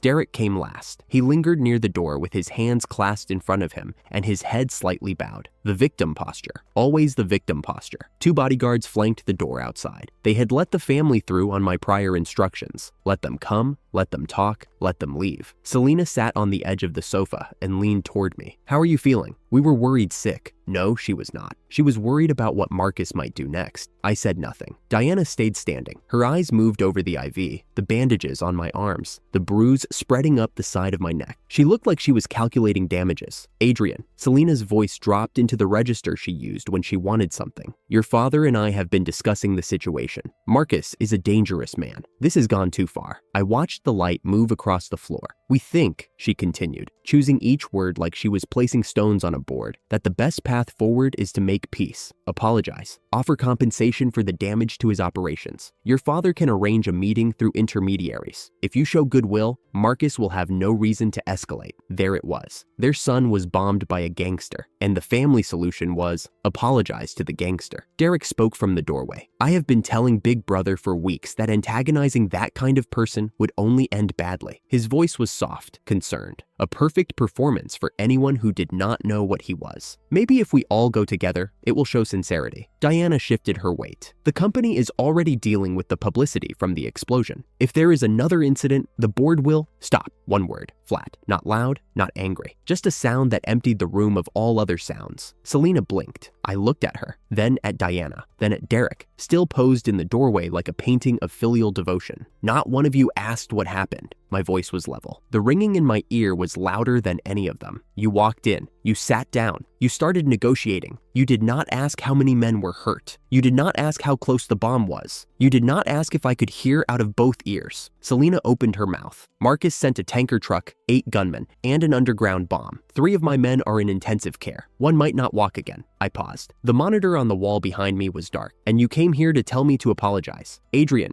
you do not understand how dangerous. Marcus is finished. Silence. His businesses were raided this morning at 4. His accounts are frozen. His men are in holding cells across 3 districts. The protection network he spent 30 years building abandoned him before dawn. I picked up my phone, glanced at it, set it back down. You drove here to beg me to bow to a man who no longer exists. Selena's lips parted. No words came. Diana looked at her phone, then at me, then at her phone again, as if one of those screens would tell her what to do. Derek's clasped hands tightened. His head stayed bowed, but I could feel it. The quick calculations behind those soft eyes. The system running scenarios. The parasite adjusting to new data. Leave, I said. Selena stood. Adrian, leave. She left. Diana followed. Derek paused at the door for 1 second longer than the others. He turned back with that wounded look, the one that made fathers reach for canes and stepmothers reach for checkbooks. I hope you recover quickly, Big Brother. The door closed. The room was quiet. The morning light sat on the floor like something patient. I reached for the glass of water on the nightstand and drank it slow. I felt nothing. The calls stopped coming at noon. Marcus sat in his study with the phone on the desk in front of him, a crystal ashtray, an untouched cup of tea gone cold hours ago. The curtains were drawn. The overhead light cast everything in a yellow that aged the room by 20 years. At 8 that morning, the first report arrived. A casino on the east side, raided, staff arrested, cash seized. He made 6 calls. 3 went unanswered. 2 reached voicemails that had been active the day before. The 6th connected to a man who said, very carefully, that he could not be seen associating with Marcus at this time, and hung up. By 10, the reports came in clusters. The sand pits, sealed by court order. The mining operation, occupied by uniformed officers with dogs. The hotels, locked, guests relocated, management detained. The underground casino, gutted. Every table, every chip, every camera ripped out and bagged as evidence. By noon, the protection network dissolved. The officials who had dined at his table for 30 years stopped answering. The businessmen who owed him favors discovered they had never met him. The police contacts he had paid monthly since before some of them were born went silent, one by one, like candles blown out down a hallway. Marcus set the phone down. The screen stayed dark. 30 years. Casinos, mines, protection rackets, smuggling lines across 3 provinces, a name that made restaurant tables materialize and traffic tickets vanish. 4 days to erase all of it. The crew-cut lieutenant appeared in the doorway. His face was gray. "Sir, police are approaching the compound. 20 minutes, maybe less." Marcus did not look up. Scarlett came running down the hall before the lieutenant finished speaking. She wore no makeup. Her red hair was pulled back in a messy knot. She looked 17 for the first time since Marcus could remember. Not the leather jacket girl who made throat-slitting gestures at school gates, but a teenager whose world had just broken. "Dad," her voice cracked. "We can go. I have contacts in—" "You are going," Marcus said. He opened the desk drawer and pulled out a passport, a phone, and a sealed envelope. "Emergency account. Enough to last 3 years if you are careful. Fly tonight. Do not come back until you hear from Uncle Barrett. If you do not hear from Uncle Barrett within a year, do not come back at all. I am not leaving without you." Marcus looked at his daughter. The predatory eyes that had frozen boardrooms and silenced rivals softened for the first time in 30 years. The softness was worse than the rage. It meant he had already decided. There is nothing left to protect here. He pressed the passport into her hand. "Take it, Dad. One more thing." His grip tightened on her wrist. "Stay away from that boy. The one you transferred schools to protect. He is using you. He has been using you since the mountain road. Do you understand?" Scarlett's face twisted. She understood. Too late, but she understood. The lieutenant pulled her toward the back door. She fought him for 3 steps, then stopped fighting. She looked back once. Marcus was still sitting at the desk, lit by yellow overhead light and the faint pulse of red and blue through the curtains. That was the last time she saw her father. The next morning, Marcus was found dead in his study. The compound had been empty for hours by then. The police report listed the time. No other details reached the public. The era of the tyrant ended not with a war, but with an empty room. The news hit the restaurants before it hit the papers. At a private booth in the Golden Plum, 4 of the city's wealthiest heirs sat around half-eaten dishes and empty baijiu glasses. 3 days ago, they had placed bets on how long Adrian would last. Most of them had taken the under. A phone buzzed, then another, then all of them at once. Marcus, dead. The entire organization dismantled. Hundreds arrested. Scarlett fled abroad. The anti-crime task force was calling it the largest takedown in the city's history. The table went silent. One of them set down his glass. His father had called that morning with 2 instructions. Do not mention Marcus's name in public, and do not go anywhere near Adrian for the rest of his life. The eldest leaned back and said what they were all thinking. "We sat here 3 days ago, saying he would be dead by Friday. The man who sent a bomb at him is the one who is dead." He paused. "My father says the kid is more dangerous than his grandfather. I thought he was exaggerating." Nobody argued. Hugo set the report on his desk and leaned back. 2 folders. One thick, one thin. The thick one was Marcus, a historical document for a man who no longer existed. The thin one was Adrian, 17 years old. Survived a military-grade assassination. Orchestrated the complete destruction of a criminal empire that had operated for 3 decades. Secured police cooperation through intelligence so detailed it could only have come from decades of collection. The grandfather's legacy weaponized. Hugo turned to the window. The city spread below him. Somewhere in that grid, a teenager was lying in a hospital bed, and the most powerful criminal organization in the city's history was Ash. His butler stood at the door, waiting. "The boy is more dangerous than his grandfather," Hugo said quietly. "And the old man terrified half this city for 40 years. He tapped the thin folder. "Watch him. Do not approach. Do not offer. Just watch." The butler left. Hugo picked up his cognac and held it to the light. A smile crossed his face. Not warm, not cold. The way a chess player smiles when the opponent makes a move he did not see coming. Wallace called at 4. "Crackdown complete. 312 arrests. Asset seizures across 9 business entities." Hargrove held his press conference an hour ago. The task force is calling it the largest organized crime takedown in the province. Marcus, a pause. "Found this morning. His compound was empty. His daughter is confirmed on a flight out of the country last night." I said nothing for a while. Outside the window, the sky was the color of old honey. The sun sat low over the buildings, stretching shadows across the hospital courtyard. The bodyguards? Captain Reed is awake and stable. The one with the spinal fracture will need months of rehabilitation, but the doctors say he will walk. The concussed guard was discharged this morning. "Good, young master." Wallace paused. He never used that title unless something mattered to him. The old man would have handled it the same way, every step. The old man would have done it faster. The old man did not have to do it at 17. I hung up. Set the phone on the bed. The bandages on my arms itched. My left ear still rang, quieter now,